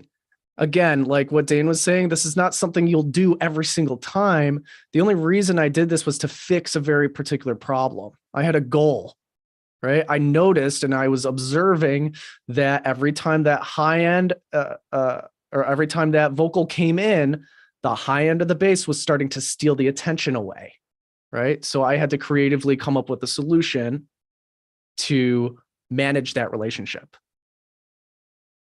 And I decided to prioritize the lead vocal because that's usually the priority, right?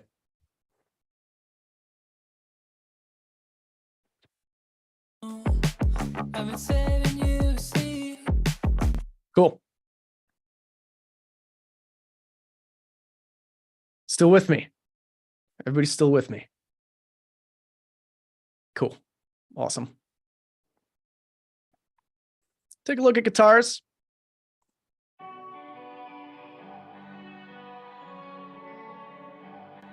Dipped out this area here. There was plenty of other instrumentation that was kind of like living there, so I just needed to create the space for it. And took out the low end. Added a limiter to it to make it a little bit easier to place. See, we've got a few like little buzz saws kind of poking up here. So I really kind of clamped down on the dynamics here. This funky guitar didn't do too much. Took out a little bit of the throatiness and the mud that was creating some buildup in the mix. Again, I did not do this in solo. This was just because I was hearing this buildup, right? This was a reaction. This was a solution to a problem in context. And then we cut out all the low end, cut out as much of the high end as we could, and then I clipped it.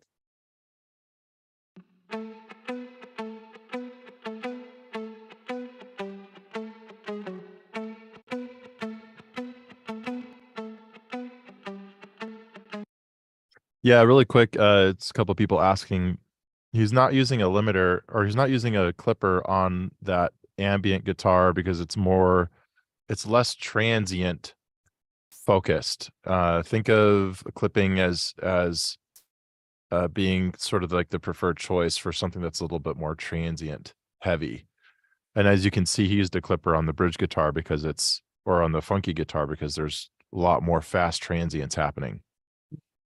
It's more aggressive and it's brighter and it's more abrasive, right? Yeah. For things that are not of that nature naturally, I'll generally turn to a limiter because it's more transparent, it's gooier and it's squishier. Right.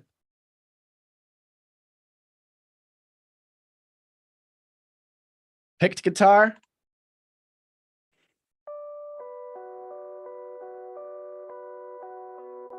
right? That's not something I would use a clipper on because it's nice and gooey and kind of like more atmospheric. And, I don't want like that abrasive saturation and distortion, right?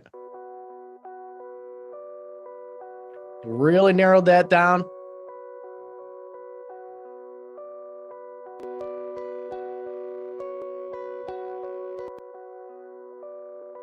Quite a bit. Quite a bit. This guy just kind of carved that out. These gain plugins, again, this is some volume automation that I'll walk you through. And then on the bus, just a little bit of imperfection.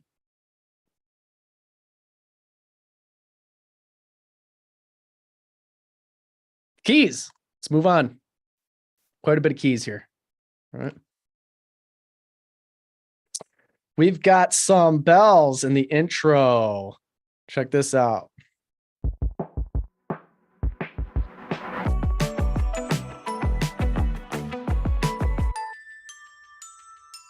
So we've got Soothe here, managing all of that high-end like grossness that I was hearing yesterday. It's just kind of like drilling into the side of my jaw.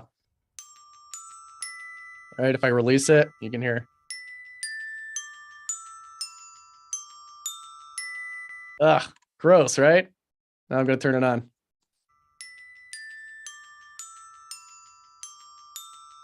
Look at how aggressively I'm suppressing a lot of those peaks, right? Or those frequencies. Right. Anyway, just very quick. I could also do that with dynamic EQ if I wanted to, right? I could do it with a regular EQ if I wanted to notch out each note in the sonic spectrum by hand manually, but toss and soothe on it and just letting it do its thing. Killer. Just faster. And then we've got some chorus. I wanted to smooth it out even further. Check this out.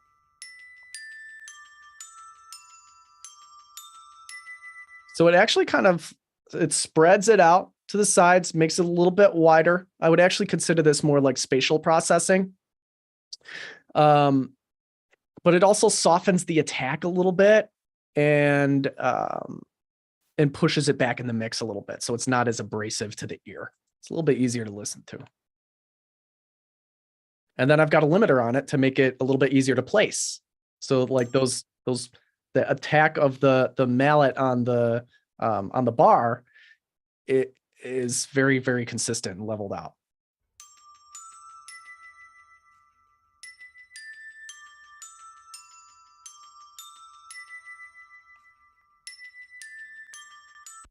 Again, guys, this, just to let you know, the majority of this is all done with stock and free plugins. This is another free plugin. You can just grab this online, just take a screenshot or just Google Tel Chorus LX, and you can download this if you want it.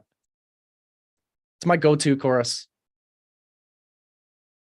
Free, completely free.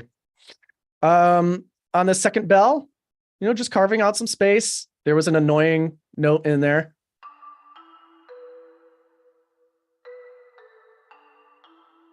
If I release this, You know what's funny? be able to hear it. You know what's funny is I specifically remember That note. and I literally right before I bounced it out, I was like, you know what? I'm gonna let Jake demonstrate this. There it is. Good call. I know he'll take it out. It literally only happens on like a couple notes. It's one note. Yeah, yeah, exactly. Right there. Bum, bum, bum. Literally like a whistle. It excites the space. It does. That it it does. was, yeah. It does. So counteracted it.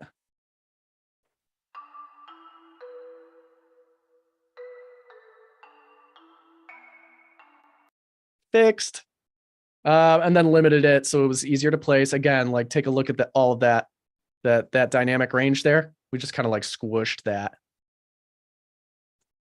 And same thing with these bells.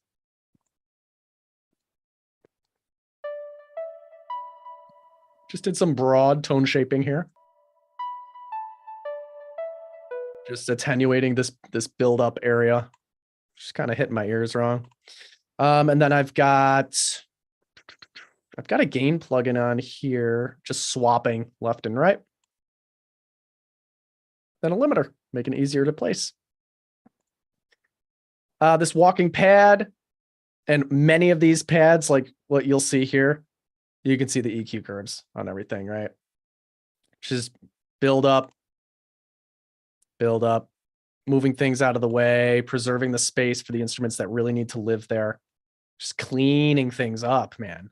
Like you're not seeing a lot of boosts here. And then, boom, we come to a boost. This is not a typical move for me to make. Yeah. Just to be honest, in a mixing context, this is really kind of not a typical move, but you know, sometimes there are those extenuating circumstances that call for it. So let's talk about that. Why did I make that move? Let's check it out.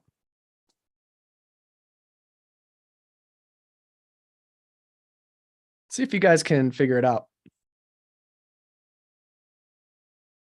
I'm going to pull this out to start with.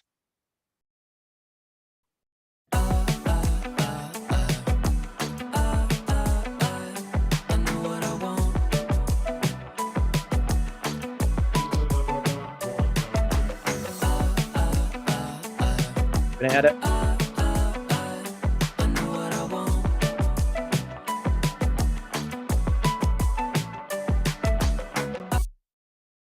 Anybody tell me why I made that move?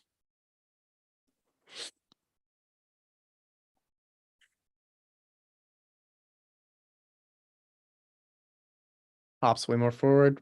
Somebody put it in the exact way that I would put it already. Focus. Yep. Focus. It's pulling the focus. Upper mid range, our ears are most sensitive to the upper mid range. Yeah, that's you, Phil. Our ears are most sensitive to the upper mid range, right? So when the vocals drop out, there's nothing there to pull focus. Right.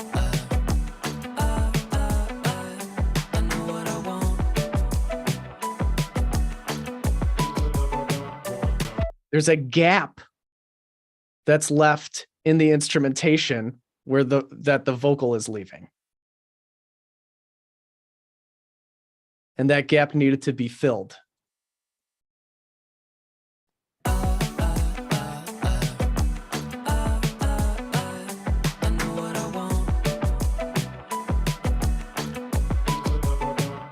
Until that vocal chop comes in, right? So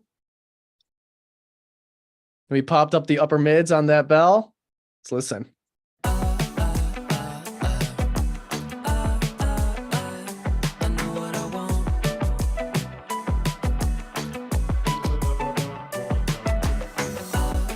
Now it's not such a drastic change in those gaps between the phrases, the vocal phrases, right? Yeah, Makes the energy really kind of dies down without that. Exactly. Exactly. Making sense, guys? You with me?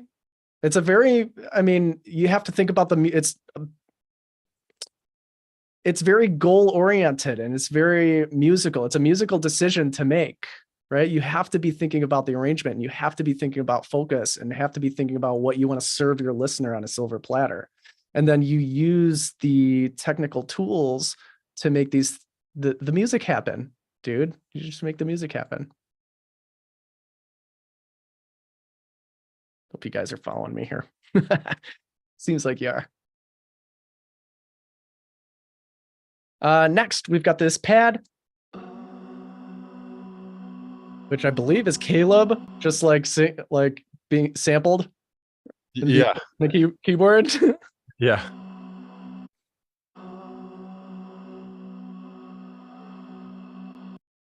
All right. And carved out, just kind of cleaned this up, right? Cleaned out kind of like the woofiness.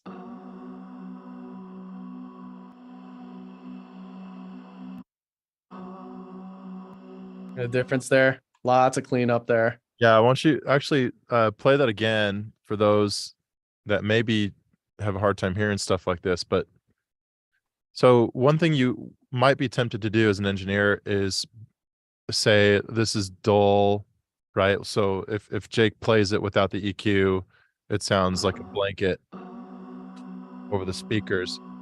And you might think of boosting high end to solve that problem. But really what he's doing is he's creating a kind of psychoacoustic effect by cutting in complementary areas that's giving it more focus in that 2 to 6K range, right? Rather than boosting. You can hear that focus come in and that vocal without having to boost anything. Right.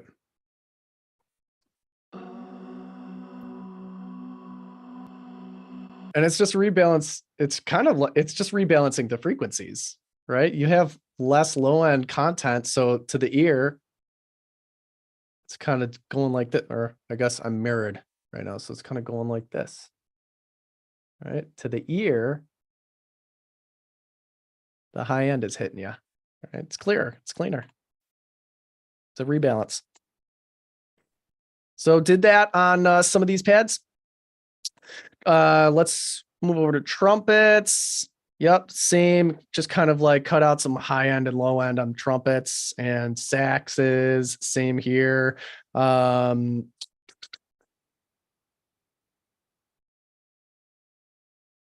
This Moog, cut out just low end. And then these are more trumpets, lows and highs, right? Basically all, yeah, cuts. I will not go back and like do volume moves or anything like that. Got everything sitting where I want it to sit.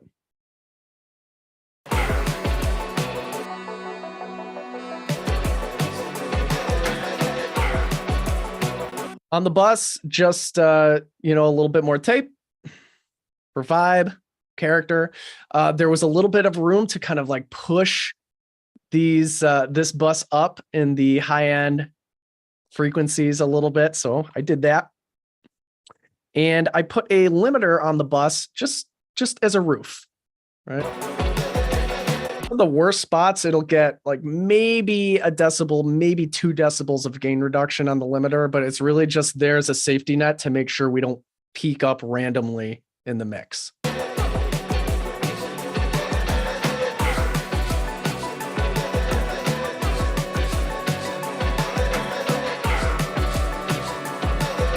Section was insane. We'll walk through that in a second. You guys with me? Still with me? Good? Yeah. Cool. I'm moving too fast. Guys, make sure you're taking notes on like any kind of questions you may have that we're not answering that you might be able to Google or YouTube later. Okay. A lot of this comes from listening in context and instinct and training your ears over time. Lots of practice, lots of like intentional ear training. Cool. Good to go. Next, sound effects. The only thing I felt the need to really touch in here was this drum intro. I just wanted to roll off the high end a little bit more so that when the full band came in, there was that high end full frequency kind of busted it and created a little bit more impact. Right. So first without it.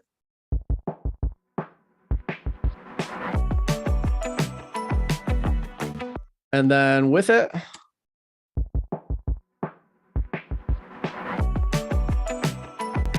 Right? Hear the difference there? It's just a little bit more impactful when we open up, we restrict the high end in that intro sound, and then we just let that high end just open up when the full band comes in. All right. Yeah, Sound Gym is what we recommend. And I think everybody in our program gets discounts or as a something. Pretty good discount, actually. I think it's like 30% off. Yeah. 20 to 30%. Yep. So that's what we have folks in our program do, is Sound Gym. Yeah, exactly, Reginald. That one move just made that intro like bust in, just way more impactful there, right?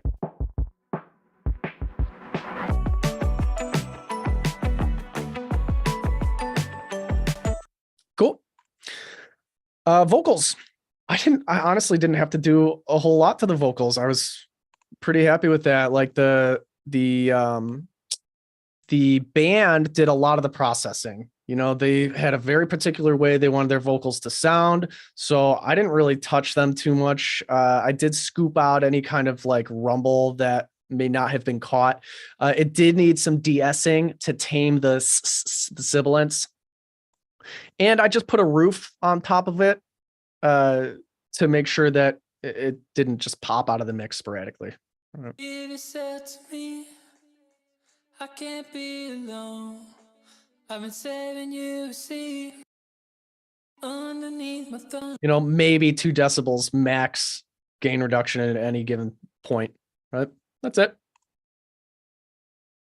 No compression. Yeah, you can clip vocals, especially if you're doing like screams, right? I don't know who's anybody rock metal here? Give me a 1. Where are my rock guys? Where are my metal guys? Yeah, all right. Yeah, you can clip your metal vocals. 6.6, give me a 6.66. Yeah, you can absolutely clip metal vocals. Big shreds on a guitar for those that are wondering. Cool.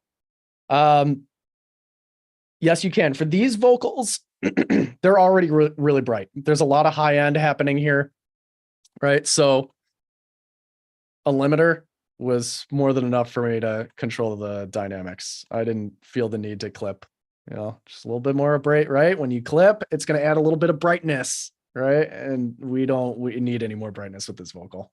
We good. Chorus lead. What do we do here? Nothing. Didn't do anything with the chorus lead. Just limited to tame the transients a little bit. That's it. Just didn't need it, man. Like these were well processed. And then I've got some notes here on how I want to do some spatial processing. But and then on the vocal bus, same thing. Added a little bit of flavor, a little bit of vibe here. I did bump this a decibel in this area. There's a little bit of a gap here that needed to be filled, and the vocal filled it really, really nicely. Right, so just a touch. It's just a decibel, but to me made a lot of difference in the mix. You want to hear it? Let's listen. Slowly, the sacred and holy, your mouth moves so closely. Here, I'll pull it back a little bit.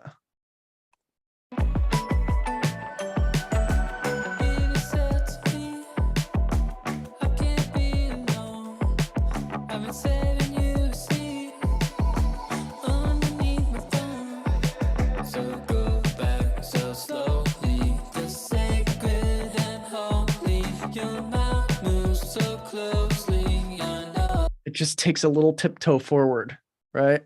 Just tiny little tiptoe.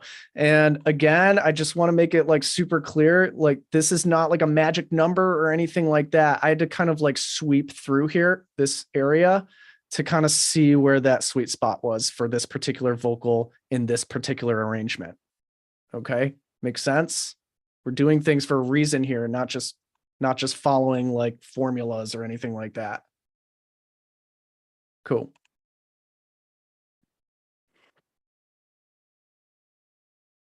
What is the limiter output? I don't know. Whatever. It's linked. It's linked here.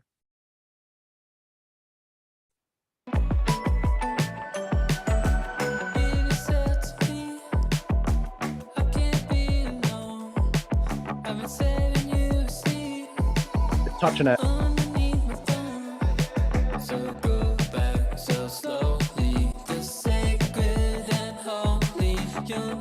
Not even touching it.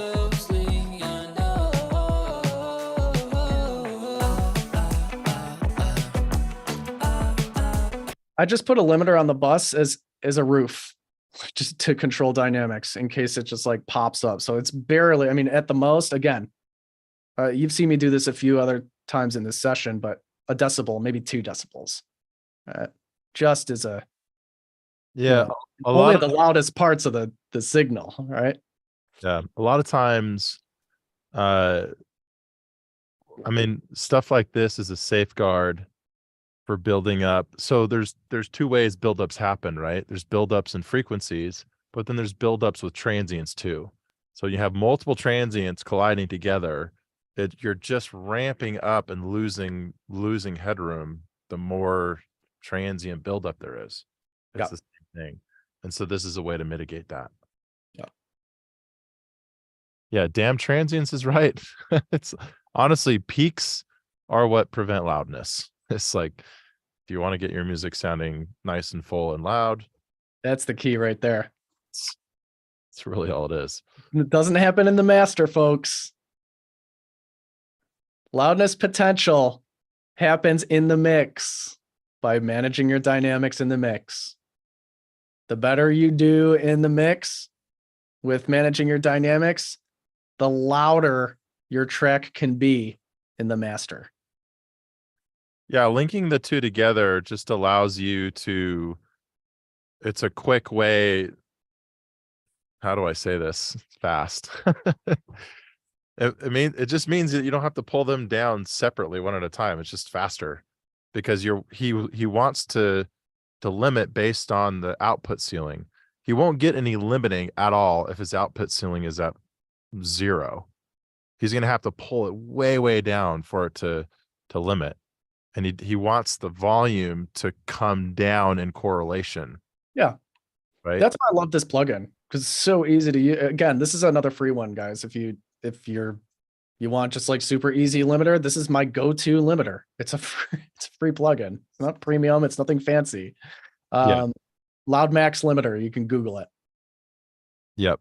So it's, I think the question comes from people that don't really understand what limiting does. Limiting is they induce automatic gain makeup, right? And so if he was just to bring the limiter threshold down, it's going to be just shooting the gain up like crazy. And he doesn't want that. He wants to lower the ceiling. He wants to keep the ceiling at where his volume's at. Yeah. So if I were to, and you can see this too. This is why I like this limiter so much. Is that here? I'll show you. I've been saving you. This button here that says link, it links the input and the output, right? I should say the threshold and the output together. So both of these little sliders move. Yeah. Underneath my thumb. So go back so slowly. The sacred. So we get gain reduction. There's no volume increase or anything like that. Now I can also unlink these. Blow our ears out. Right? And blow your ears out. And holy, when I bring the threshold down and these aren't linked, this is still at, the ceiling's still at 0. Yep. Right? Or wherever you want to put it. But if you use, which is good for mastering, but in a mixing context where you're trying to level match your plugins, linking is the way to go. Right? Make sense? And then last but not least, this kind of like last group of tracks here, all these vocal chops, I didn't touch any of this stuff except for this one right here. Just needed a little bit of low end clear out, and this one right here, same thing. Need a little bit of low end clear out. What do you think, guys? You want to do an A/B?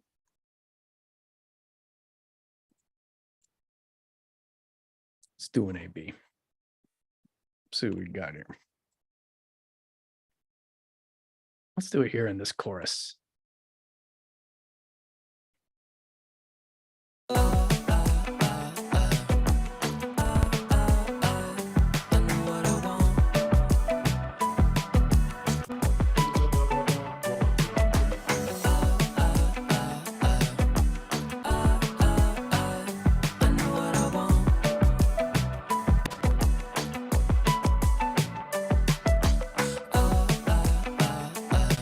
Hear the difference?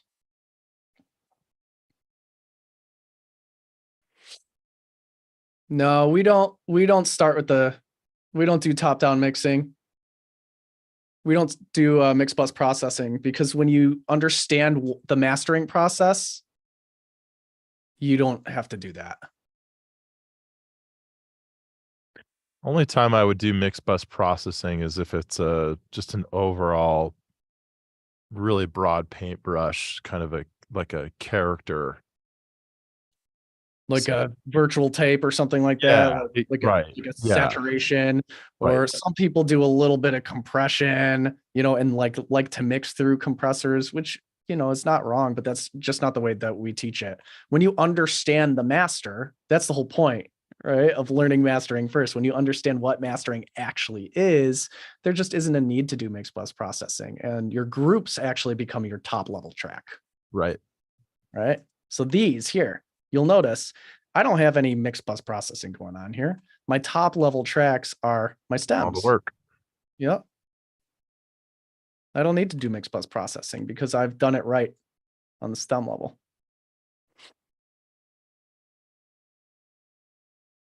Mm.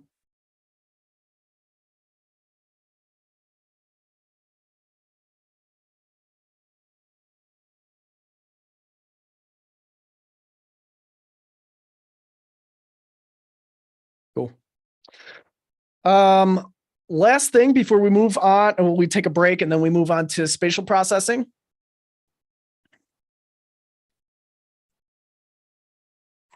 I want to show you guys this automation I did at the end here. So let's just take a listen to the ending. Kind of like this crumbling apart, and like new elements are kind of always coming in and out of the arrangement.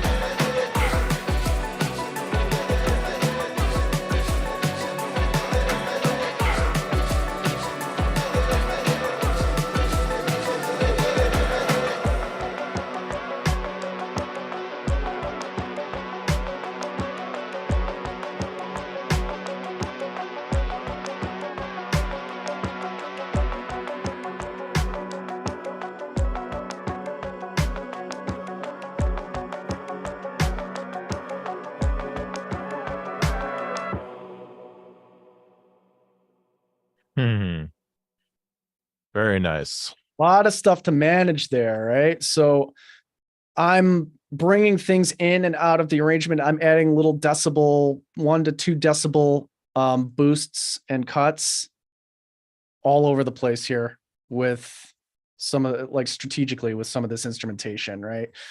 So for example, we've got this bridge guitar that happens here.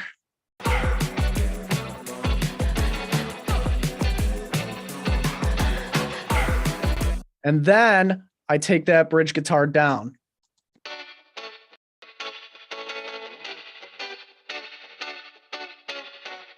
Why would I do that? Well, because something else enters the arrangement here, the trumpets and the saxes. So I'm letting the guitar kind of step back a decibel and allowing the trumpet and sax to pull the focus.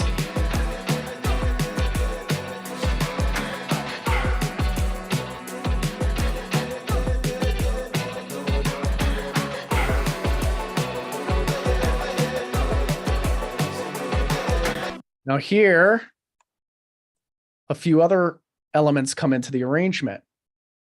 So I take that bridge guitar and I have it take another step back, another decibel back, right?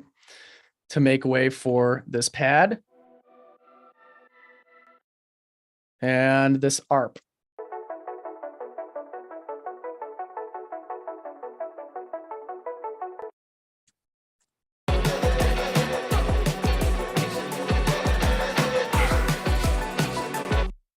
Then at this point, new things come into the arrangement. So I'm having this Moog step back 2 decibels to make way for this high Moog.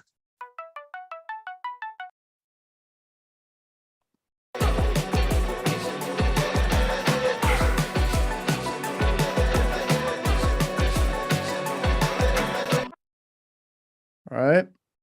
I've also deducted this outro guitar about 1.5 decibels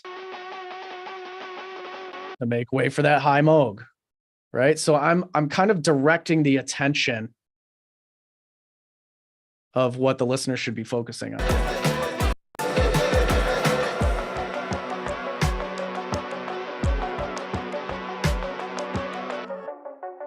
And this Moog pops back up here at the end, right? Actually, I think I'm going to pop it up even more.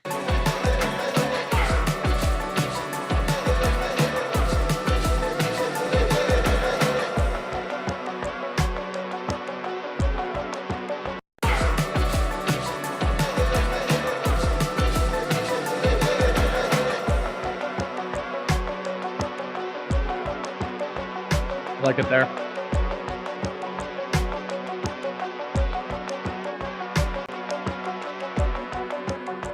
Then I have that Moog slowly crescendo up into the end.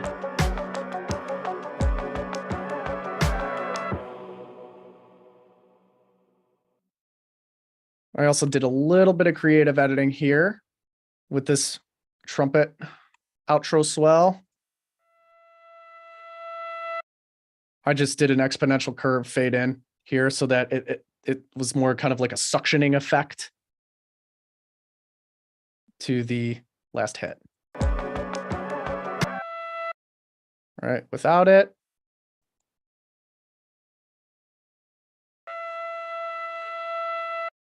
And with it.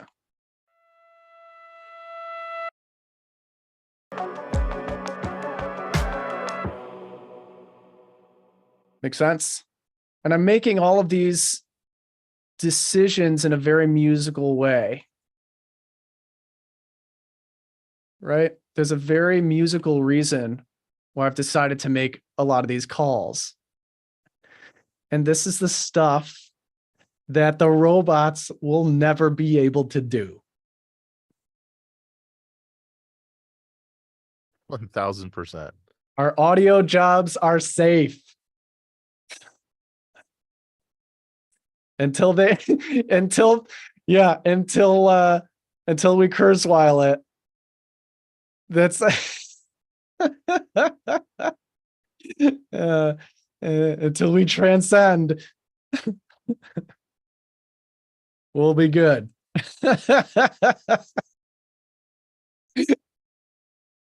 Well, anyway. All right, guys.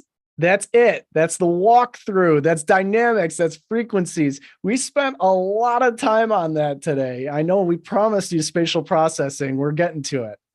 But hopefully you took away some golden nuggets there and you learned a whole bunch of things and you made some mindset shifts that are going to help you for your next assignment and for your future mixes and your future in music production. We're going to take, let's do a 7-minute break.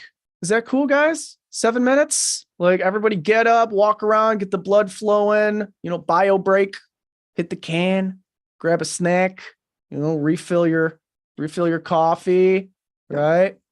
And we'll meet back here for spatial processing. Cool? Yeah. Cheeseburgers. Give me a cheeseburger emoji if you're that sounds good. You guys aren't as fast with the emojis as you are with the numbers. I'm going to switch it up. Look at that. There we go, Jemmy. Jemmy wins. Love it. All right, I'm going to bring up my favorite timer, the Goog.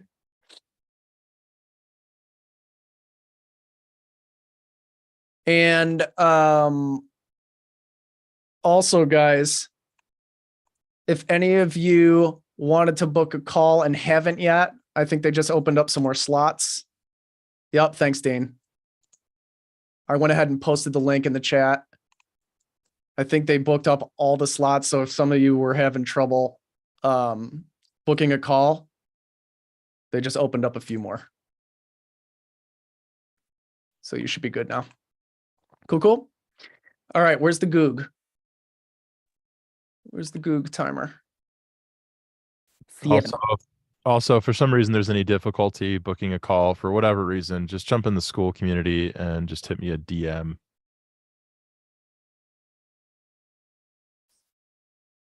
Sweet. All right, 7 minutes on the clock, guys. See you soon.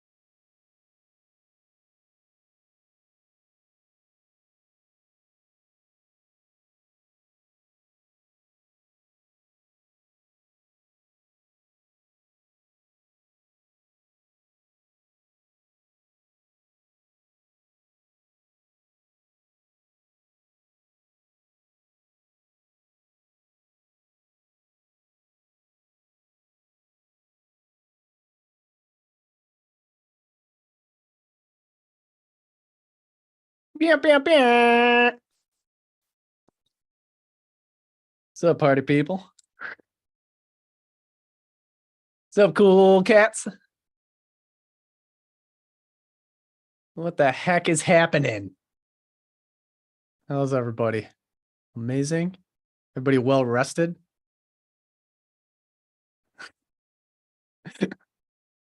Scared you? Scared your cat? That's funny. Oh, you're in a spatial mood? Yeah, well said. Well said. Nice. All right. What do you think, guys?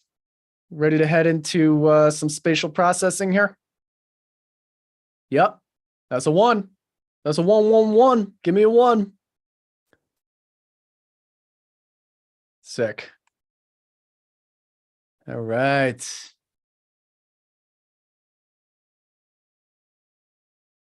Let's do this thing. You guys seeing my DAW all right? Yeah? Seeing this okay? Yes. Okay, cool. Boom. Look at this. To cross it off the list. Demo, spatial processing. Here we go. So I'm going to show you the sweet spot here, guys. With spatial processing, here's what we've found to be like just enough reverbs, but not too many. All right. It's all about variety here.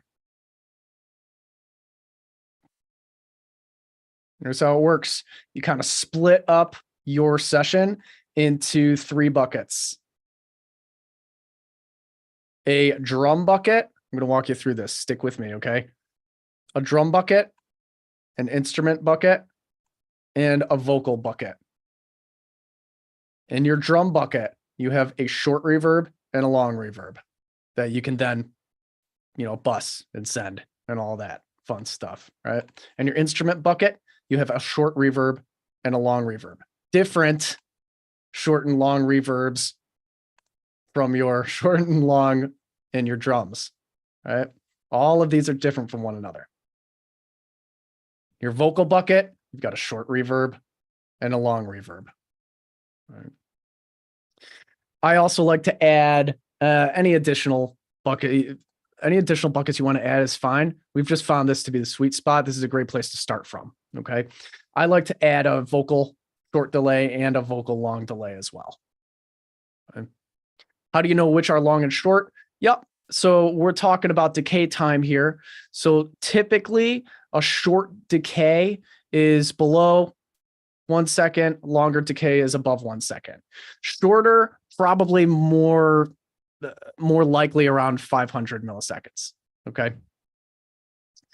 No delays for guitars. No, I don't really set up delays for guitars. That I would consider that to be kind of like specialty. And then I'll just add them as needed. I might add them as inserts directly on the tracks if I want to add a delay to a guitar. It really kind of depends. Adding them as an insert and just playing with dry wet. I'll usually start there because it's just the most efficient, quickest way to get it done. But if I need more flexibility, I'll toss it onto a bus and then do some tone shaping after it if I need to. Right. Good question. Yep. And all of these are for spatial processing, right? That's reverb. Reverb is space, reverbs and delays, right? So let's go through and apply some of this stuff. What do you think? Let's do it. Let's set up, we're going to start with our drums. So I'm just going to set up all my sends.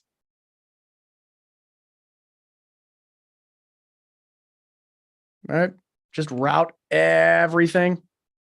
And I'm not quite sure that there's like a ton I want to do here. Basically because a lot of it's already been done in production. A lot of wet effects are already baked into this stuff, right? This was considered in production.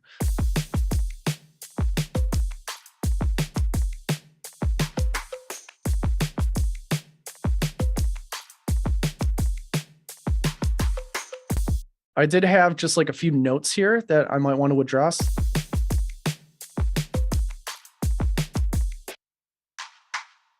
Yeah, these claps. Let's see what adding some space to these claps are. And guys, like this should very much be like an enhancement mindset right now. Okay, we fixed all the problems. We've kind of brought the track to baseline. This is kind of like the icing on the cake, right? Just filling out the width, filling out the stereo field a little bit.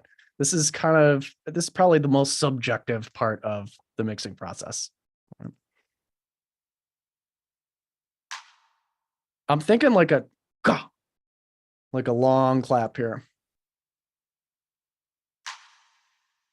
Yeah, like that. When we're just using the long verb. What I don't like about that is the high end, right? Just a little bit too tickly in the high end. So I'm going to do some tone shaping here on the actual bus with the reverb on it. That's better.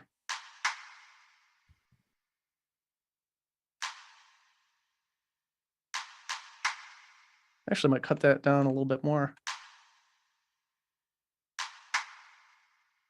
Mm-hmm. Right? Just a little too tickly up there.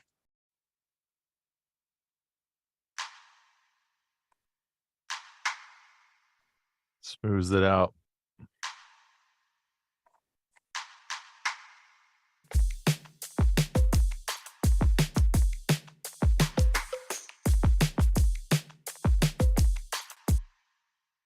You listening for those claps? First without.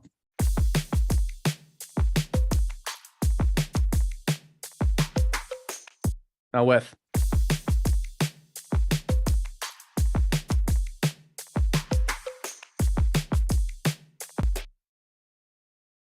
Right? Just on that one element. Pretty cool. I'm actually going to bring it down in volume just a little bit. Oh.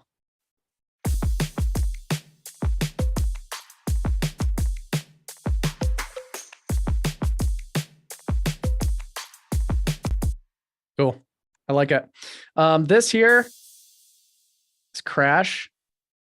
I thought maybe it could use some wet effects.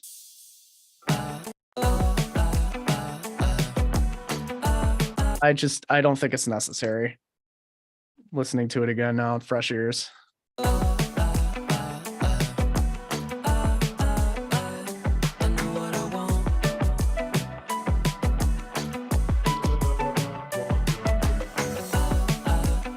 There are so many elements in this mix. I want to be very, very careful about how much reverb I actually add, right? Because when you're adding reverb, you're adding frequency content. You're just adding more. You're piling more stuff into the mix, right? And I don't like to do that unless it's actually going to benefit things, right? I don't want to wash everything out here. So I'm going to be very careful with what I actually add reverb to. Again, also like keeping in mind that like wet effects are already built in or baked into a lot of these tracks.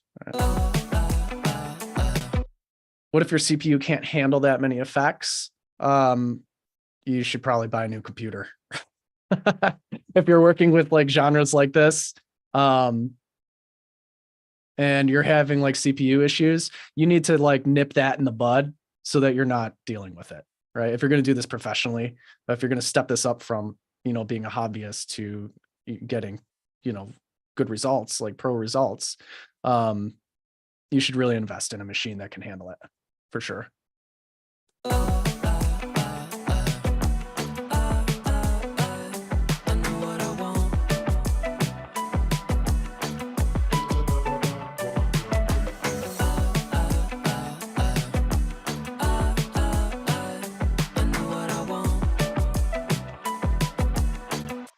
Sweet. I love it. Let's take a look at this verb snare though. Right? I had a very specific idea for this thing.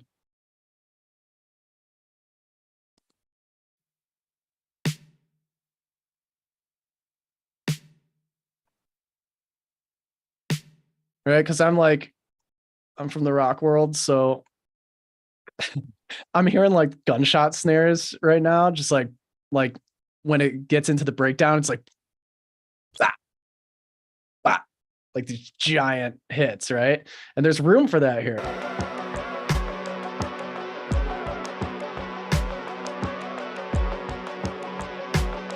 Right. I'm hearing just like smashing like China and like gunshot snares. Right. So I'm gonna pop this up.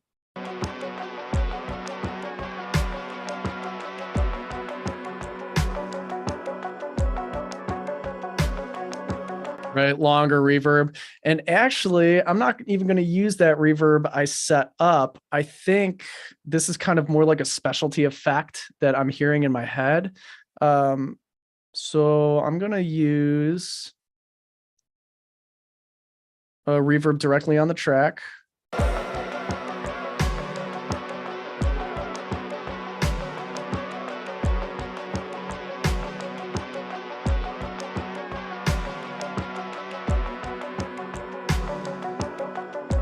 That's a real nice long, look at this 3.5 second decay time, right? I'm going to jack up the depth.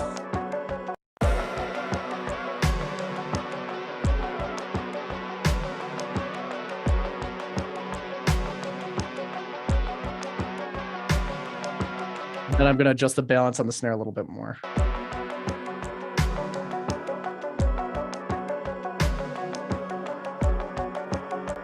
How's that sitting for you, Dane? That's good. I actually really like the space. I'm wondering if we could dip the percentage back just a hair. On the mix? Yeah, in the mix. Yeah, just more subtle. Nice. I like it. Cool. Done. Done. Honestly, I think that's all I want to add. Any other opportunity here that you want to add to the mix, Dane? In terms No, I of think spatial processing I think we could do or drums anyway? not with drums. No. Cool.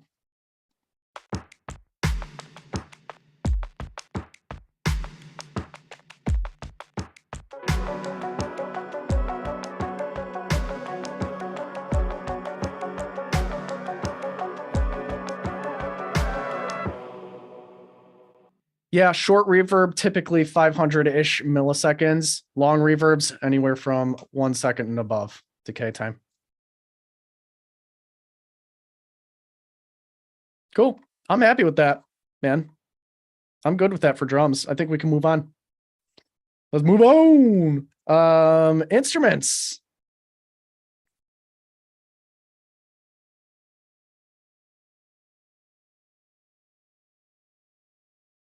I don't think I had any notes for instruments. Oh, here we go. This high, Moog, and spread. So I wanted to make this wider.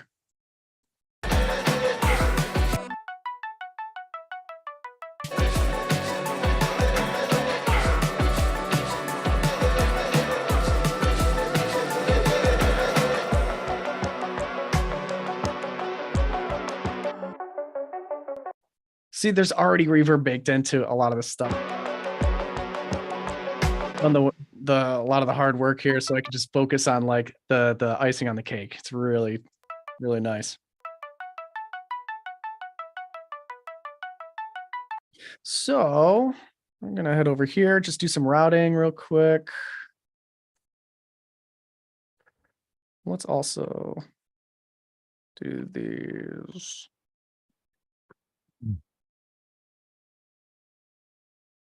Shorts and longs.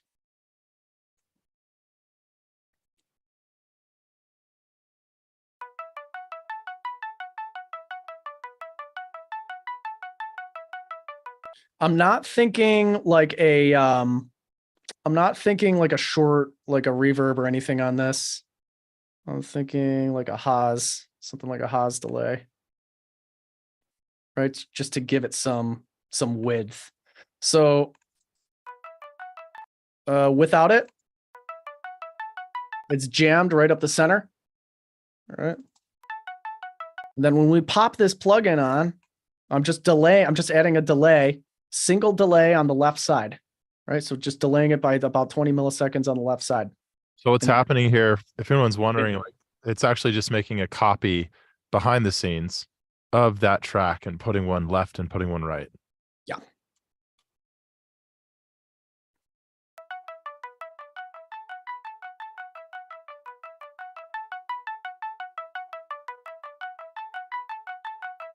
Yeah, the difference.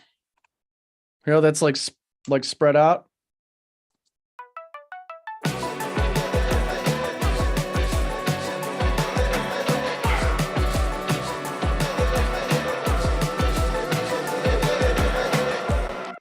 Right. I'm actually gonna increase the volume a little bit. Just rebalance it. Touch.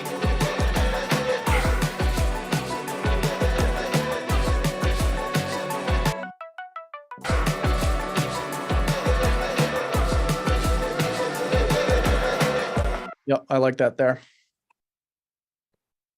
Cool. Just filling out the sides. All right, there's might be something else here. Again, we want to be very careful with where we choose to add spatial processing here.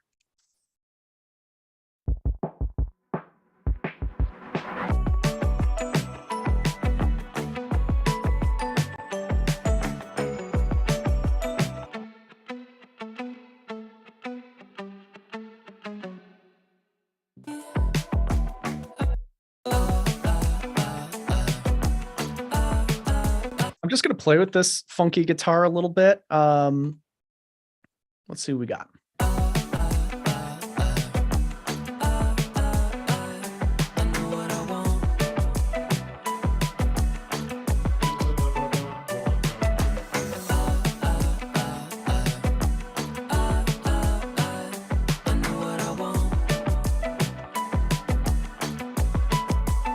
Just giving that funky guitar a little bit of depth.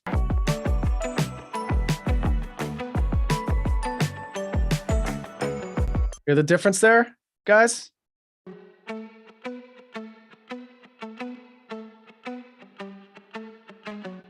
Placing it in a room, right?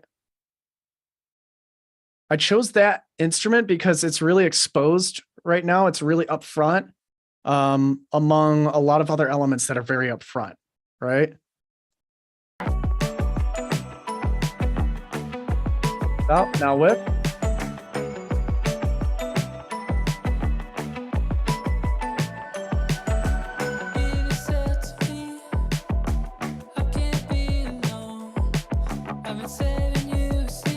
Cool. I'm gonna stick with that.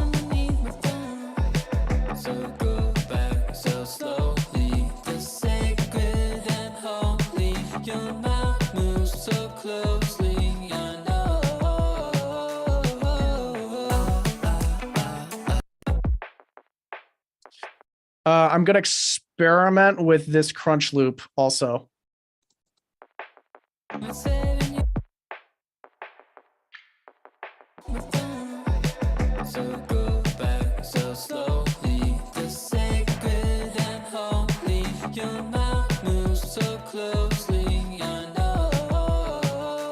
Nope, hate it. You agree? Is that what you're smiling? It's not working. Always worth trying stuff though, always. Yep. This is the time.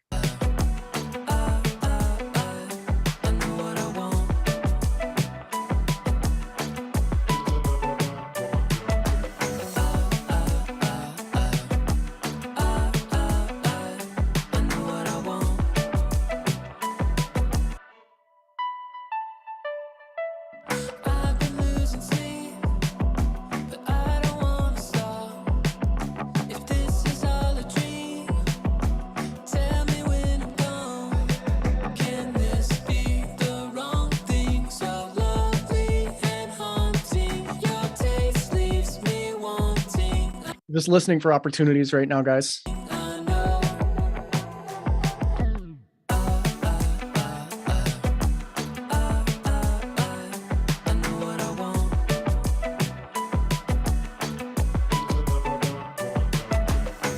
nice depth with that funky guitar.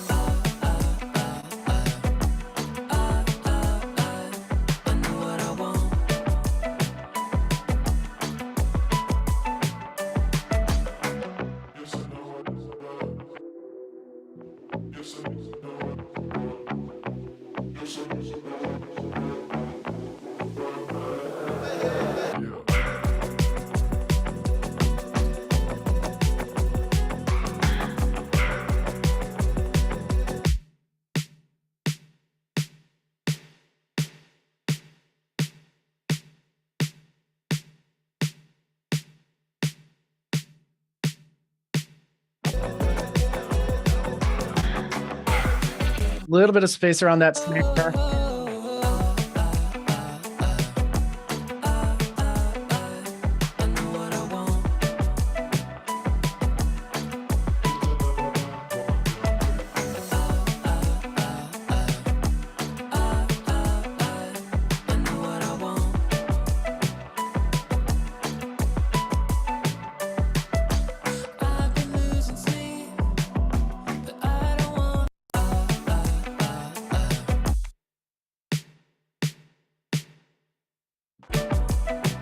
So my thought process there is, we have a nice dry snare kind of happening right here.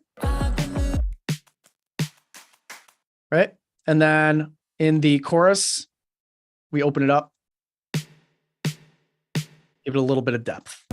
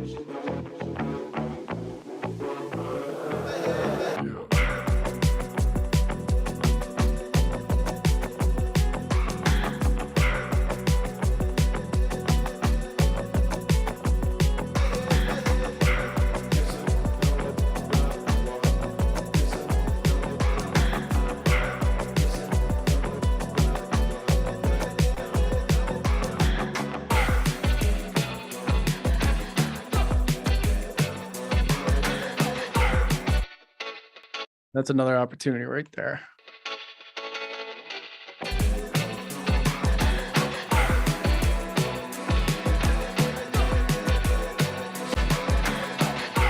Let's roll into it.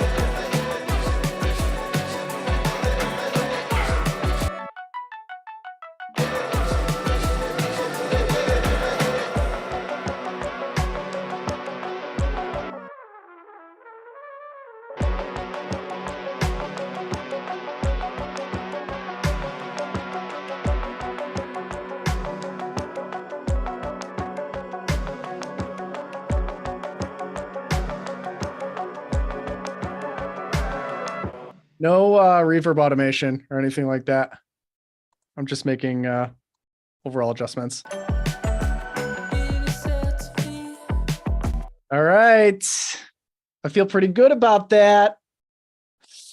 In terms of like instrumentation, not like a ton of heavy lifting to be done here in the wet effects department. Again, we have so many pieces of the pie here. Each slice has to be super small. We want to be careful not to wash things out, right? So just like a few strategic placements of reverb throughout the arrangement is can go a long way, right?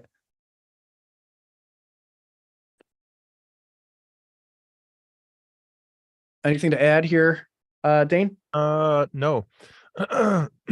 My I think we can take a listen through the whole thing. I only really have one thought, but it's something I want to make when you're done doing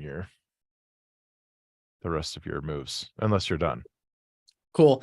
I do want to take a look at some of these vocals before we move on. Yep. I know there are some what effects baked in already. However, I think they can do with a little bit more.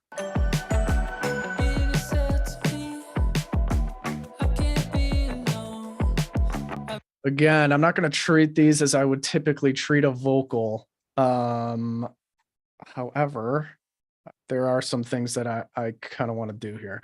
Number one, I want to address my notes.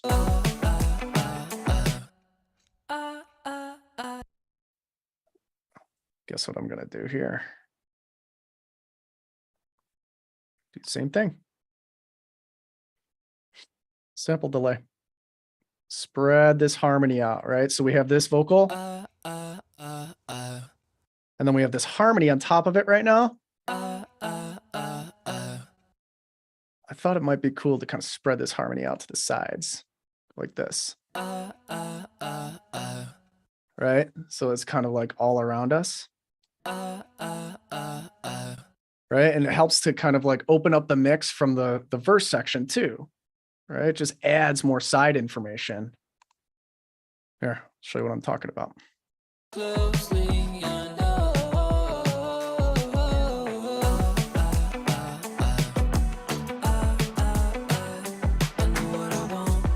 Versus a more narrower approach.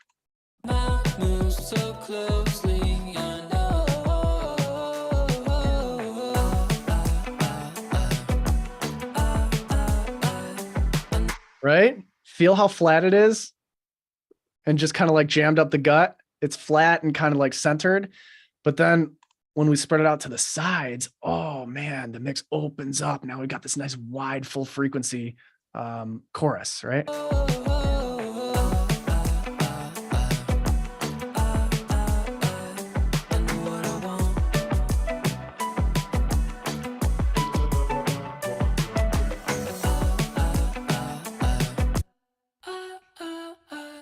We're going to do the same thing with this one. We're going to let that lead kind of take the center, and then we're going to spread these out to the sides. But now, instead of delaying the left, I'm going to delay the right, just for a little bit of variety, because why the heck not? Take a listen.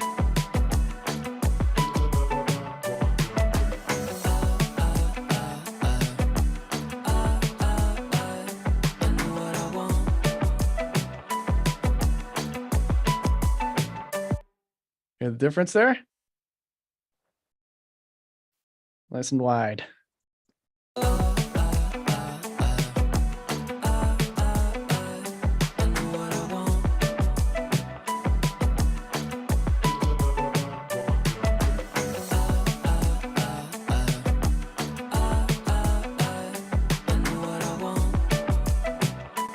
Somebody asked, why not pan those? It wouldn't have the same effect. It wouldn't have a balanced effect, right? So if I were to pan this to the left, it would just be imbalanced. You know, we have that lead going up the center, and then we'd have a left leaning mix. I know what I want. All right. And it might balance back out here. You know, if we were to hard pan this second harmony. I know what I want. Which sounds pretty cool, right? But I don't know.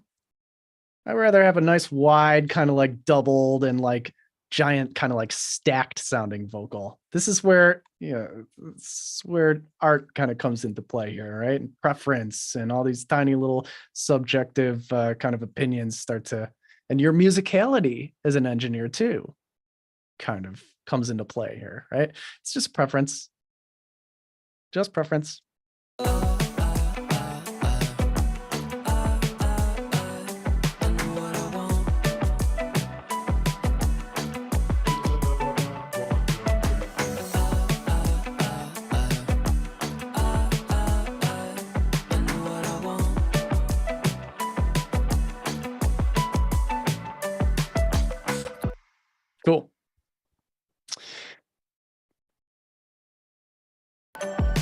I've got some other ideas to try out here for the vocals, and then we'll wrap this up. We'll have Dane master it. We'll bounce it out. We'll have Dane master it.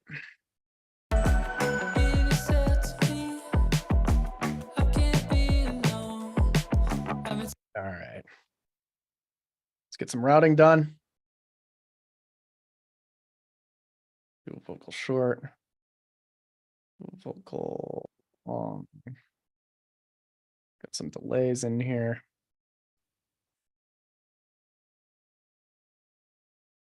Cool. Let's dial in this first vocal first.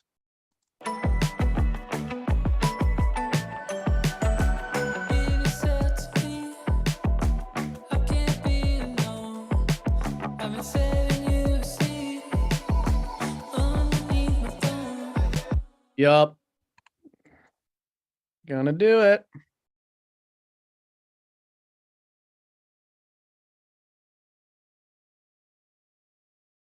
What did I use? A long?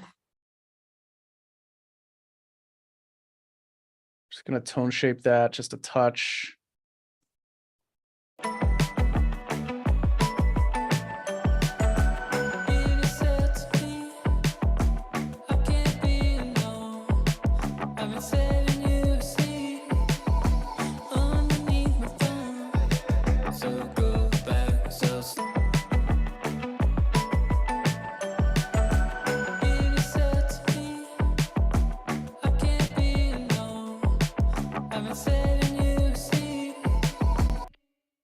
Now let's step that out of the way a little bit. Side chain it.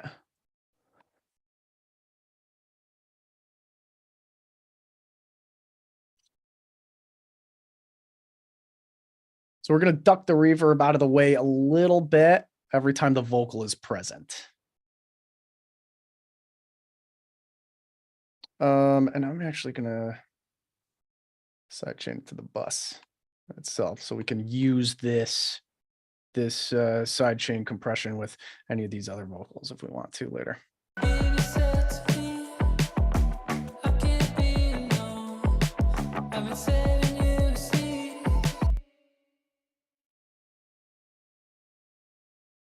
didn't sidechain that to the right bus. Try that.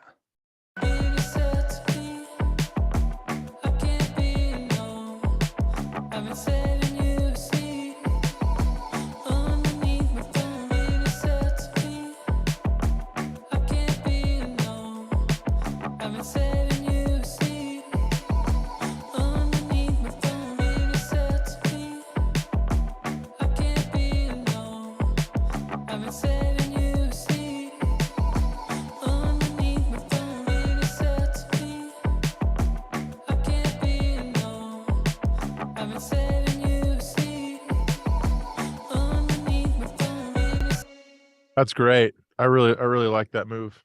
Yeah, think about that. Think that's good right there. You like that, Mr. Producer? Mr. Producer. I was gonna say grab that send knob and turn it down, but that essentially does the same thing and Yeah. it fills out.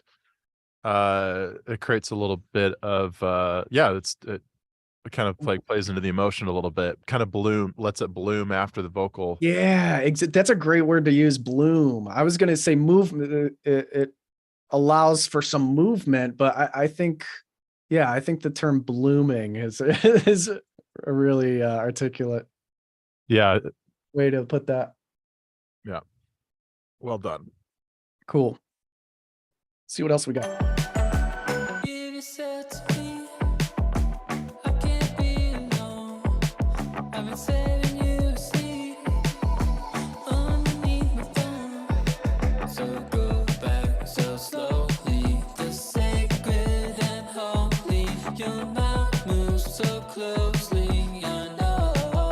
We're going to just copy over the same settings to the pre-chorus vocal.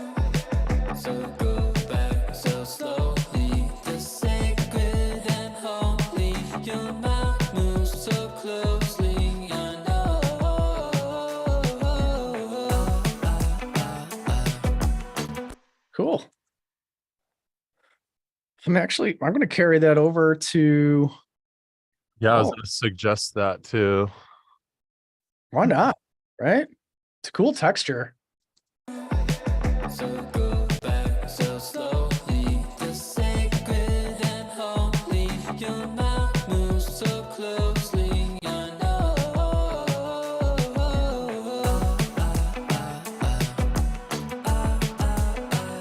I know what I want.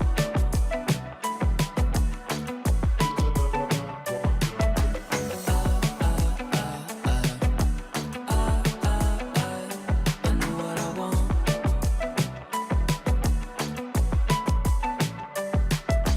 I've been losing sleep, but I don't wanna stop. If this is all a dream, tell me when I'm gone. Can this be the wrong thing? So lovely and haunting. Your taste leaves me wanting. I know. Something about that section. There's something poking out at me in that section. This be the wrong thing. So lovely and haunting. Your taste leaves me wanting. I know. I think it was that. Go back so slowly, the sacred and holy. Your mouth moves so closely, I know.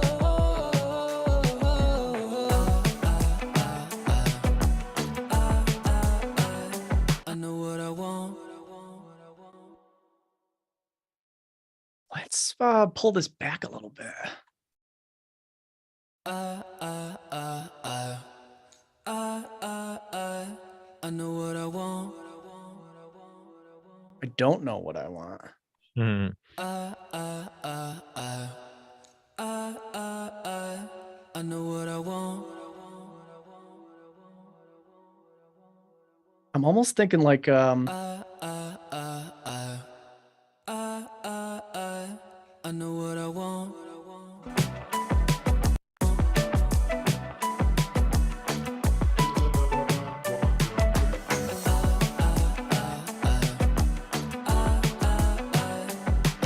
I want.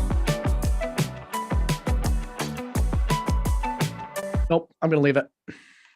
Holy, you tell me when I'm gone. Can this be the wrong thing? So lovely and haunting. Your taste leaves me wanting. I know.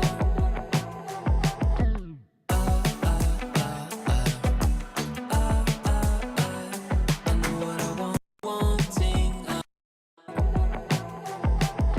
Where's that ramp up? This one right here?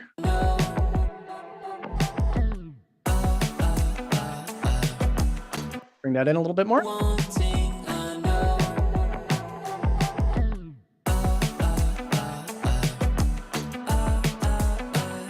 I know what I want. Cool. I'm feeling good, man. I'm feeling good about this. What did you have in mind here? About my thought earlier that I made. Yeah. I'm just wondering if the client is. I just remember at one point having there's the main ambient guitar tone track that they wanted that to feel like a focus of the of just those verses when that comes in. I Mm, guess it's in the chorus as well. But I think mainly maybe just in the verse. I was thinking that maybe they'd come back to us and say that they wanted that to feel a little bit more sort of like the centerpiece of the verses. And well, so it's not playing in the verses. It's only playing the chorus parts. What or we the do have chorus. in Yeah, wherever it's playing. Yeah, so choruses, excuse me. gotcha. This part. That's the sound. Yes. I know what I want.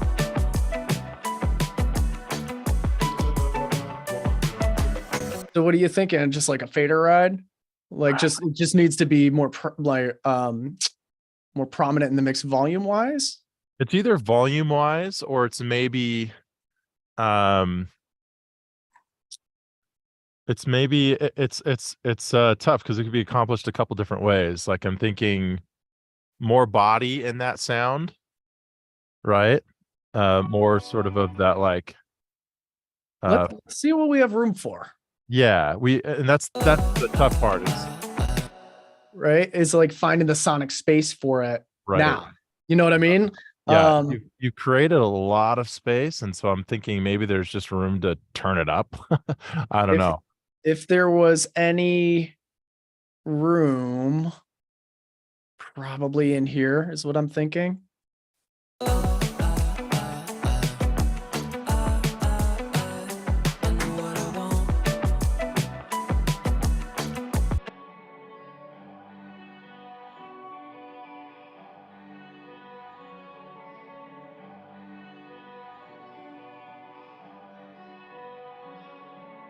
So we're looking at one where it's kind of naturally sitting anyway, right? Right. So maybe what we can do is just a very broad.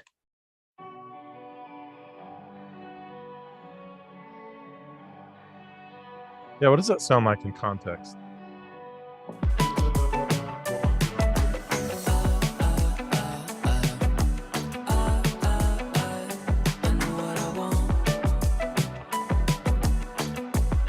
Pick it off.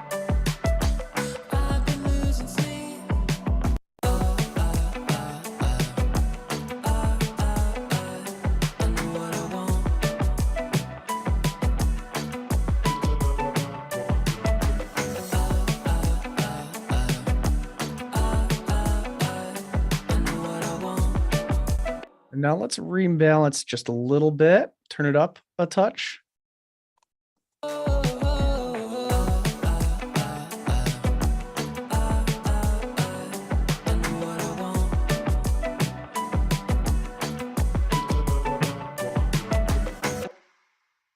Right Yeah. about there.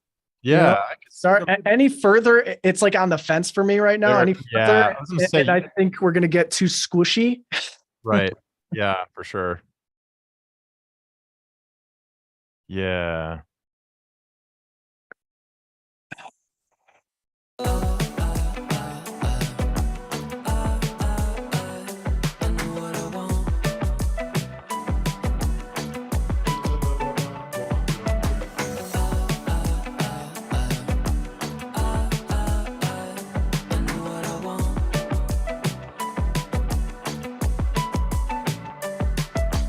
I've been losing sleep, but I don't wanna stop. If this I know what I want. Cool. It works great. I mean, any further adjustments, we're just kind of splitting hairs, right? Totally. Yeah. We're at that point where like now we can decide whether to rabbit hole or not. And I'm I'm always gonna lean towards the latter. Yeah, I think that's fine. Right? Like now, like if I'm feeling like, okay, am I gonna rabbit hole on something right now? Am I gonna spiral into something right now? Then I just kind of like shake myself and look at frequencies and like think about math instead. Right. It's like, okay, does this fit? Does it suit the curve? Does it suit the frequency curve? Like, is it still sitting in an acceptable range? Is it still sitting like translation wise in like the ballpark? Yeah. Okay, good. I'm not gonna go deeper on it. Right. That's just like personal, being personal awareness and trying to keep track of whether or not I'm gonna get sucked into something and waste time. Right.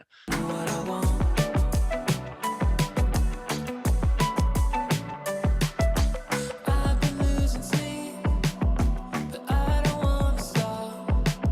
If this is all a dream, tell me when I'm gone. Can this be the wrong thing? So lovely and haunting. Your taste leaves me wanting. I know.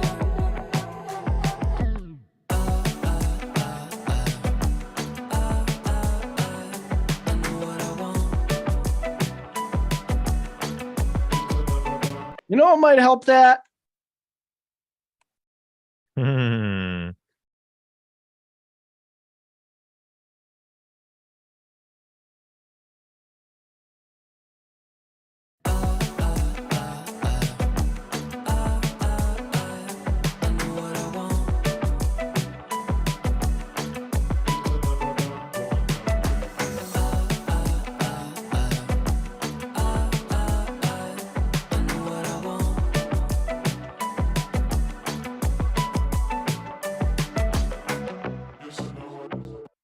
think of that? Interesting. Looks kind of stretches it across a little bit. Spreading it out.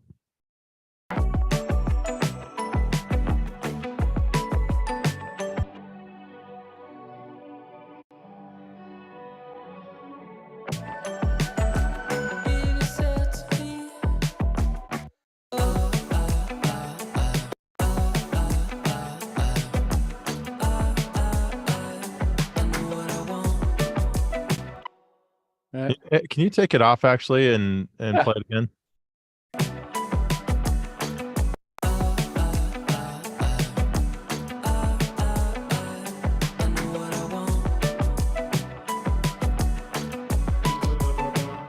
Yep.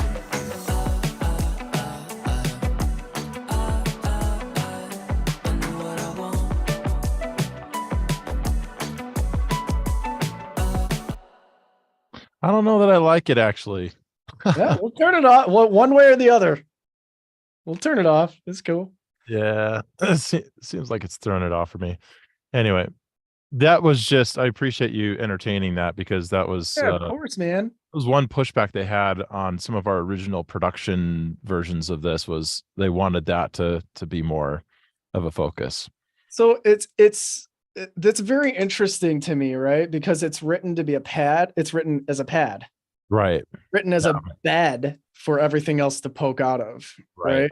Arrangement wise, it doesn't make sense that it would be a focus, right? Yeah. So that's like that would be the conversation that I would have, and I'm sure you guys had this kind of like maybe a little bit of push pull around it, right? Right. It's an element that's like super wet, right? It's just saturated with reverb.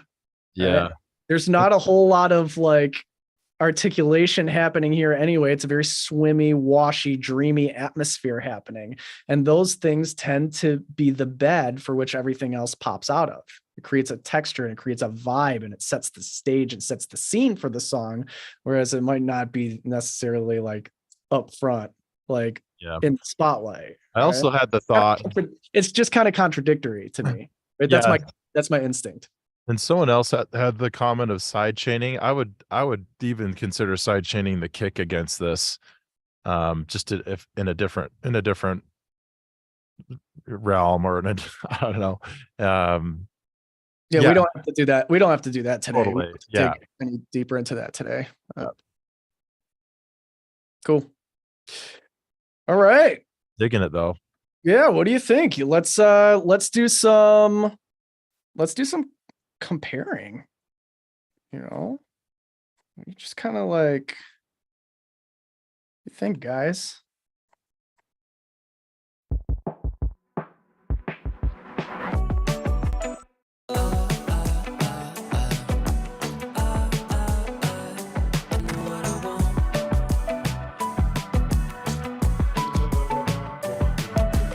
It's like it's not quite the Michael mix, but this is before processing.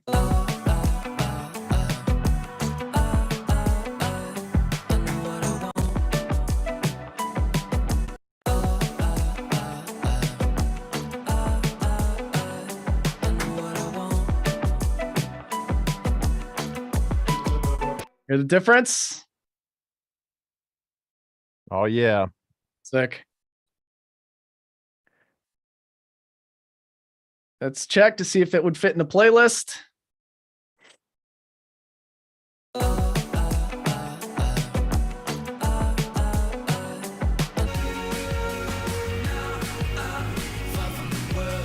Sound you killing, so don't stop, get it until you chat it, hit it.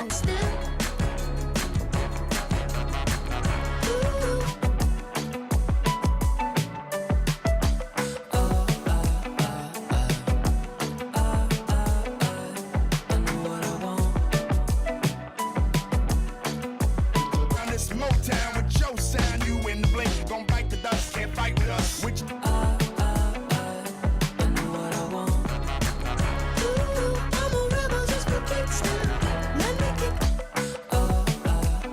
Jake.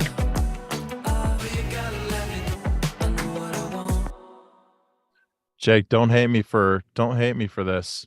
But after listening to it now, I'm like, I don't like that. I don't like that move, but I feel like it's maybe what they would want, bringing up all that mid range, all the low mids that we brought up in that guitar. I'm wondering if I just wanted it turned up just a hair, right? So bringing that. Yeah, back I wouldn't make that move. Personally, just like personally, Yeah. I think you turned it up though, right? I did. Yeah. So I think I we popped could. it up. So play it again. So much better. Yeah, it's too much throatiness, right? Yeah, it was just swimming way. It made it swim way more than. It's not the move. Yeah. Cool. Is that ballpark, guys? You want to see Dane master it? One's in the chat. Let's do it. Sick. All right. We'll have Dane master it. We'll call it a day here.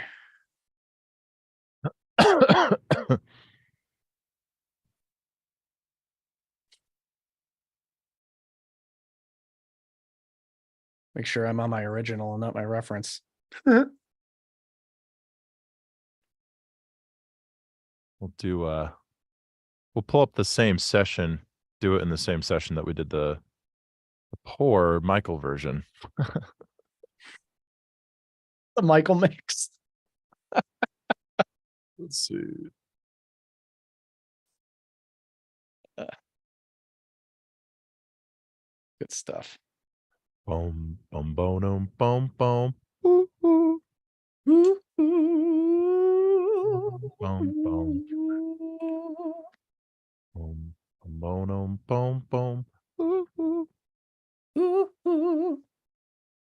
What a great band. Oh yeah, dude.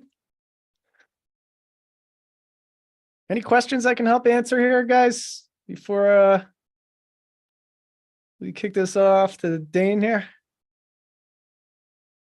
Everybody book a call that wanted to book a call. If you want to continue the hang here.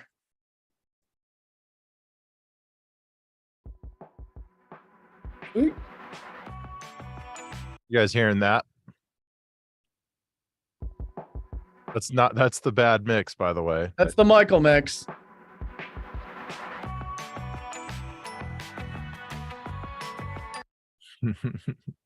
All right, I just dropped this into our Slack channel here. Okay. Keep an eye on it. It's 50% uploaded. Stop sharing for just a sec.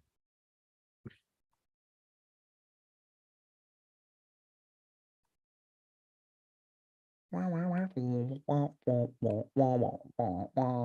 it in the FTM Yep. channel? Just uploaded. Cool.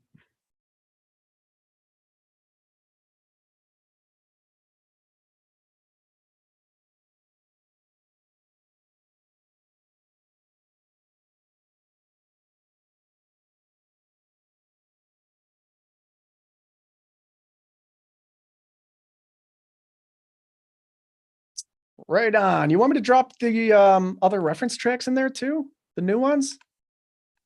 Oh yeah, sure. Probably use the Portugal the Man one as like the main. Mm-hmm. Oh, is it 420 today? Yeah. It's 420. For the record, I don't participate in any festivities. Yeah, right. Yeah, right, Dane. Dane's the worst of us. Dane's the worst of us. All right, grabbing references. Cool. Yep, I just uploaded.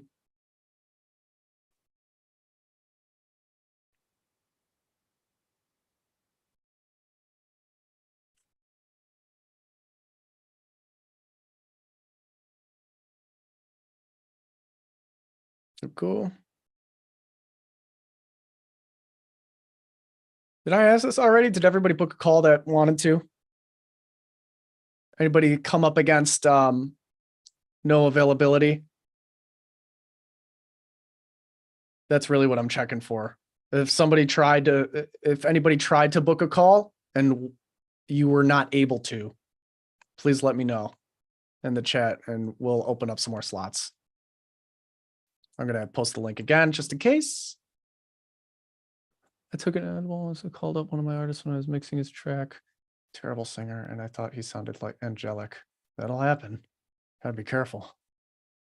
It's hilarious.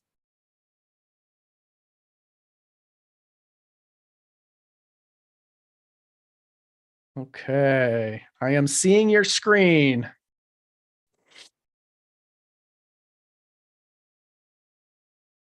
Okay, we got Feel Good and Feel It Still imported. Cool. You All could right. probably get rid of the EQ and compression lanes just for simplicity's sake. Let's do it. Cool. Look at that waveform. Just reroute these now to the stereo out. Look at those dynamics.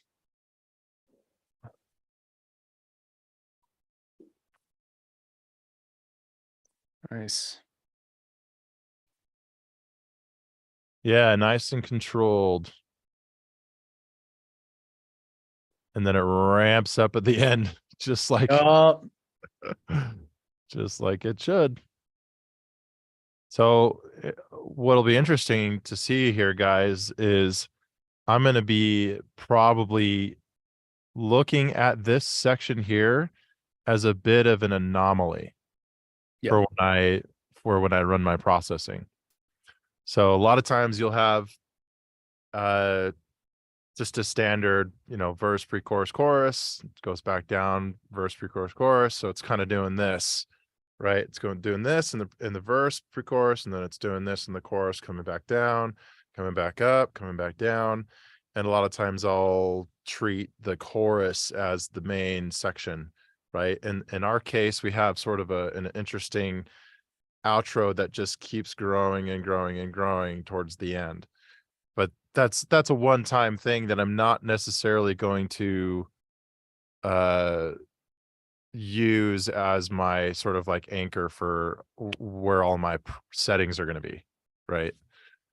But anyways, should we dive in and put the timer on the clock as Jake usually does? Yeah, I think so. How many minutes should we give Dane today? I like to torture Dane. Look Look at these guys. Look at these guys giving you 15 minutes. They want to give you 15. No, we're at least cut that in half. Some people want me to do it in a minute and a half. At least 7. I think 7's safe. How about 7? Let's see if Logic has like presets, like mastering presets. Shut up. That's good. In that case, I'll do it in 20 seconds. Get out of here with that garbage. All right. 7 minutes. I'm going to put 7 minutes on the clock. You guys ready? AI Dane. Here we go. 3, 2, 1. Activate mastering mode. All right. I've been setting you to see.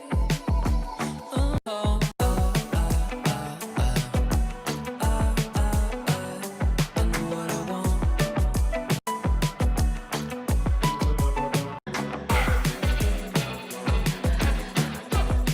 This be the wrong thing, so lovely and haunting. Your taste leaves me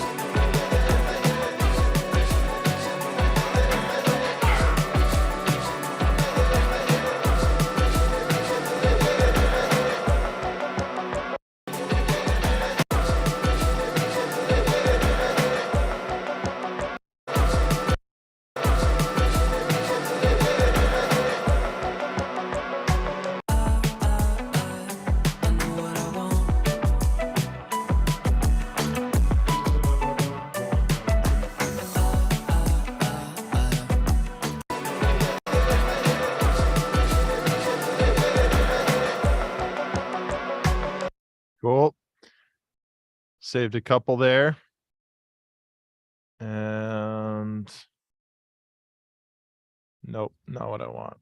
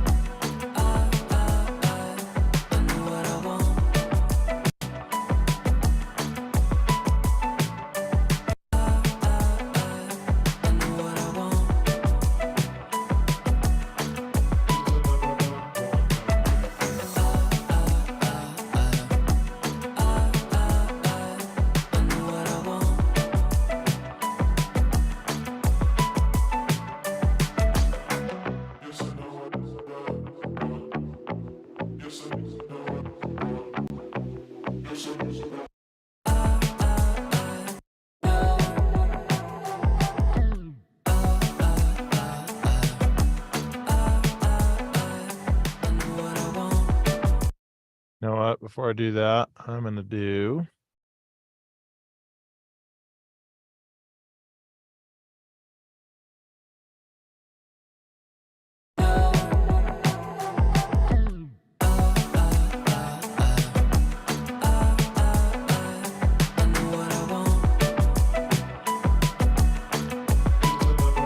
See where the squirrels is at.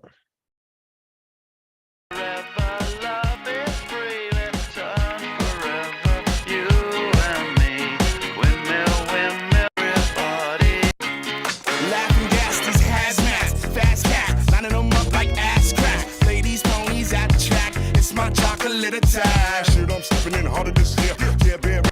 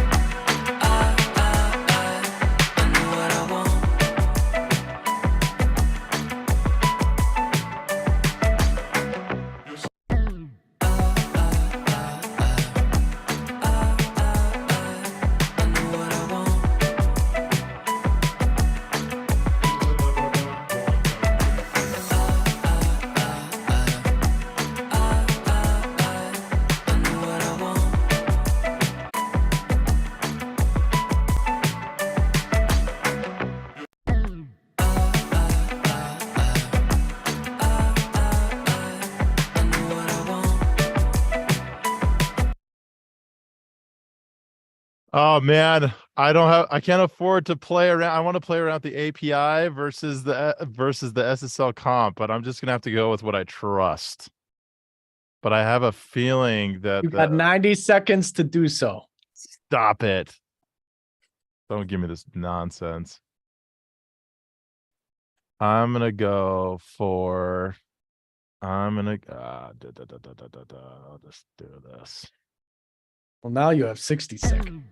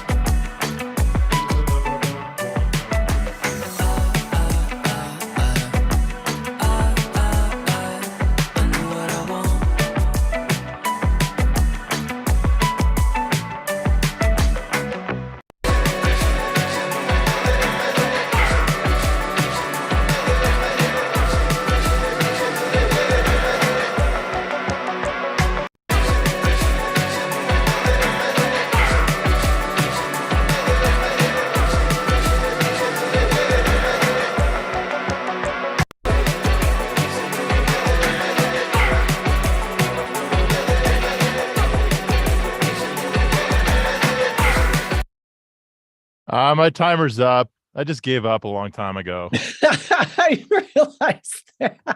Ha ha ha.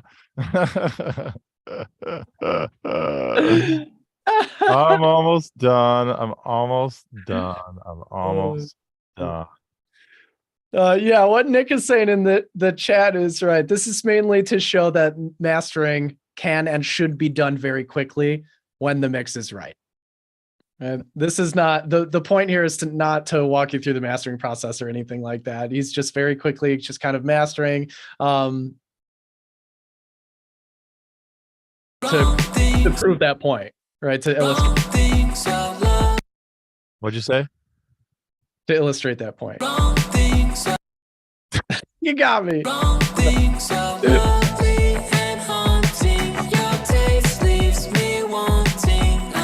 All right. I don't need as much of this. Yes, my lights are moving.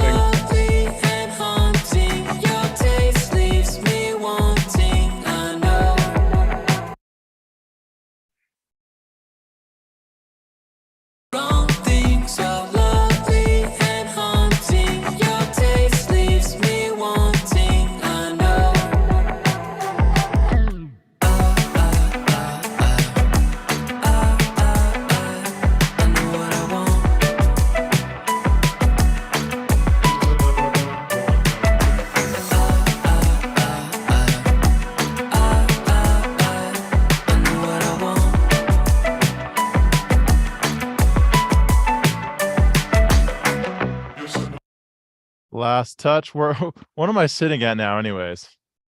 I don't know. I turned off my alarm. Oh darn it. Okay. Anybody else timing them? 10? About 10? Yeah.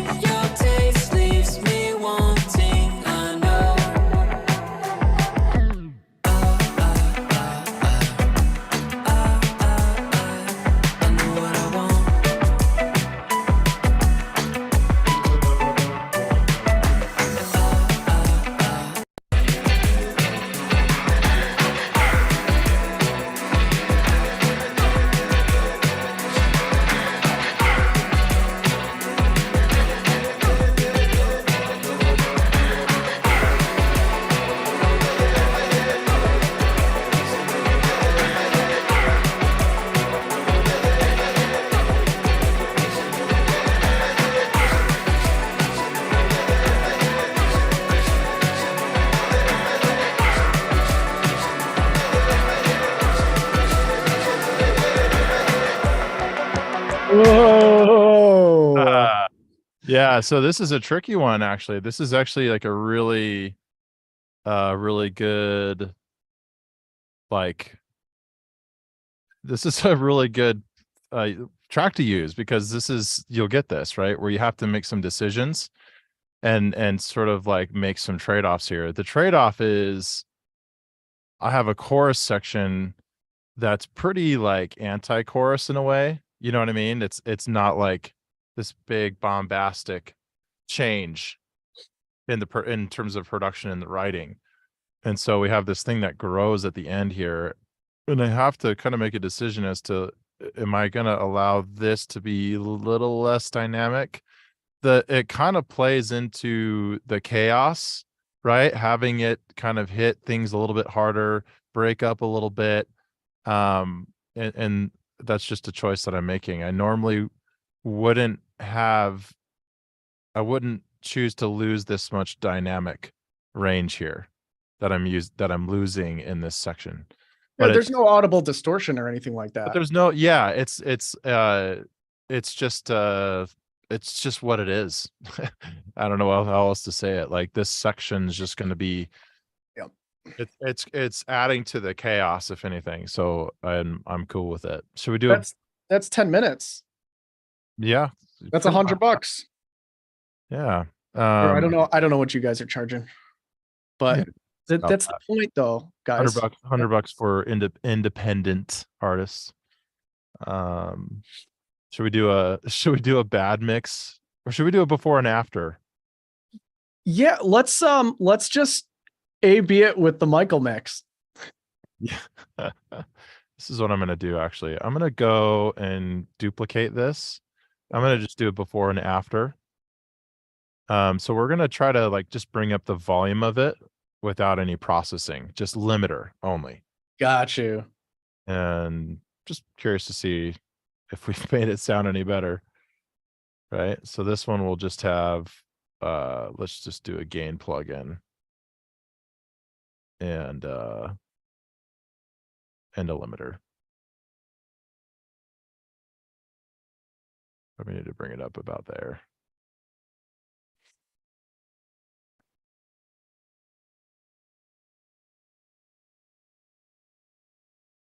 Okay, so let's listen to this.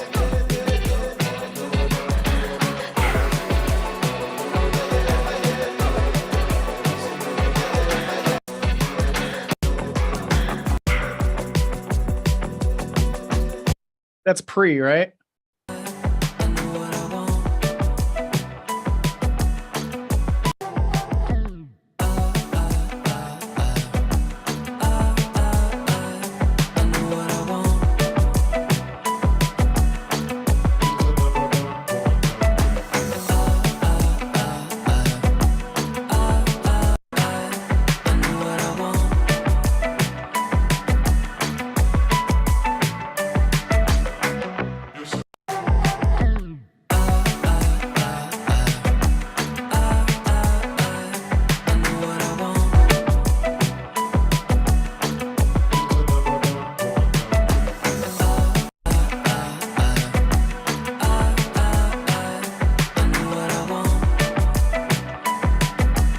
You guys hear the difference there? Just blanket off the speakers. Yeah. Yep. Yeah. So that's Cool. it. Well done, man. Very Likewise. well done. It is it is a pleasure to watch you work as always. Likewise. You guys follow all that? Let's hear it for Dane. Yeah, give him some clap emojis there. I mean, real clap emojis go to Awesome, awesome. Mr. Jake Codeweiss. Ah, stop it. You make me Yep. blush. Yep. You make me blush. Cool. Eat it. Hopefully- Eat it right up. Dude, hopefully you guys took a lot away from the last 3 days. We love hanging out. We love the hang. We love chilling with you guys. You guys are good sports. Dane's a good sport for hanging out with me. Stay in the main. I am a good sport for putting up with Jake, you know? Appreciate that. Good stuff. Final call, guys. Last chance to book a call. I'm gonna go ahead and paste the link here in case you wanted to book a call and you haven't yet, and there were closed slots. They opened up more slots. Make sure to get in by the I don't know. I think anybody who attends this session gets the discounted tuition. So even if you're not sure, guys, just book the call. At the very least, you're going to get some clarity on where you're going to go next with your music journey. Okay. Amen. Super valuable. Cool. Any kind of last words from you, Dane? Oh, good. All Yep. good. It's always Right a on. pleasure to do these. It's super fun. So Awesome. appreciate you guys showing up and commenting, questions. It's what makes the community awesome. So Totes my goats. that's All it. right, guys and gals, we'll see you in the school platform. Until next time.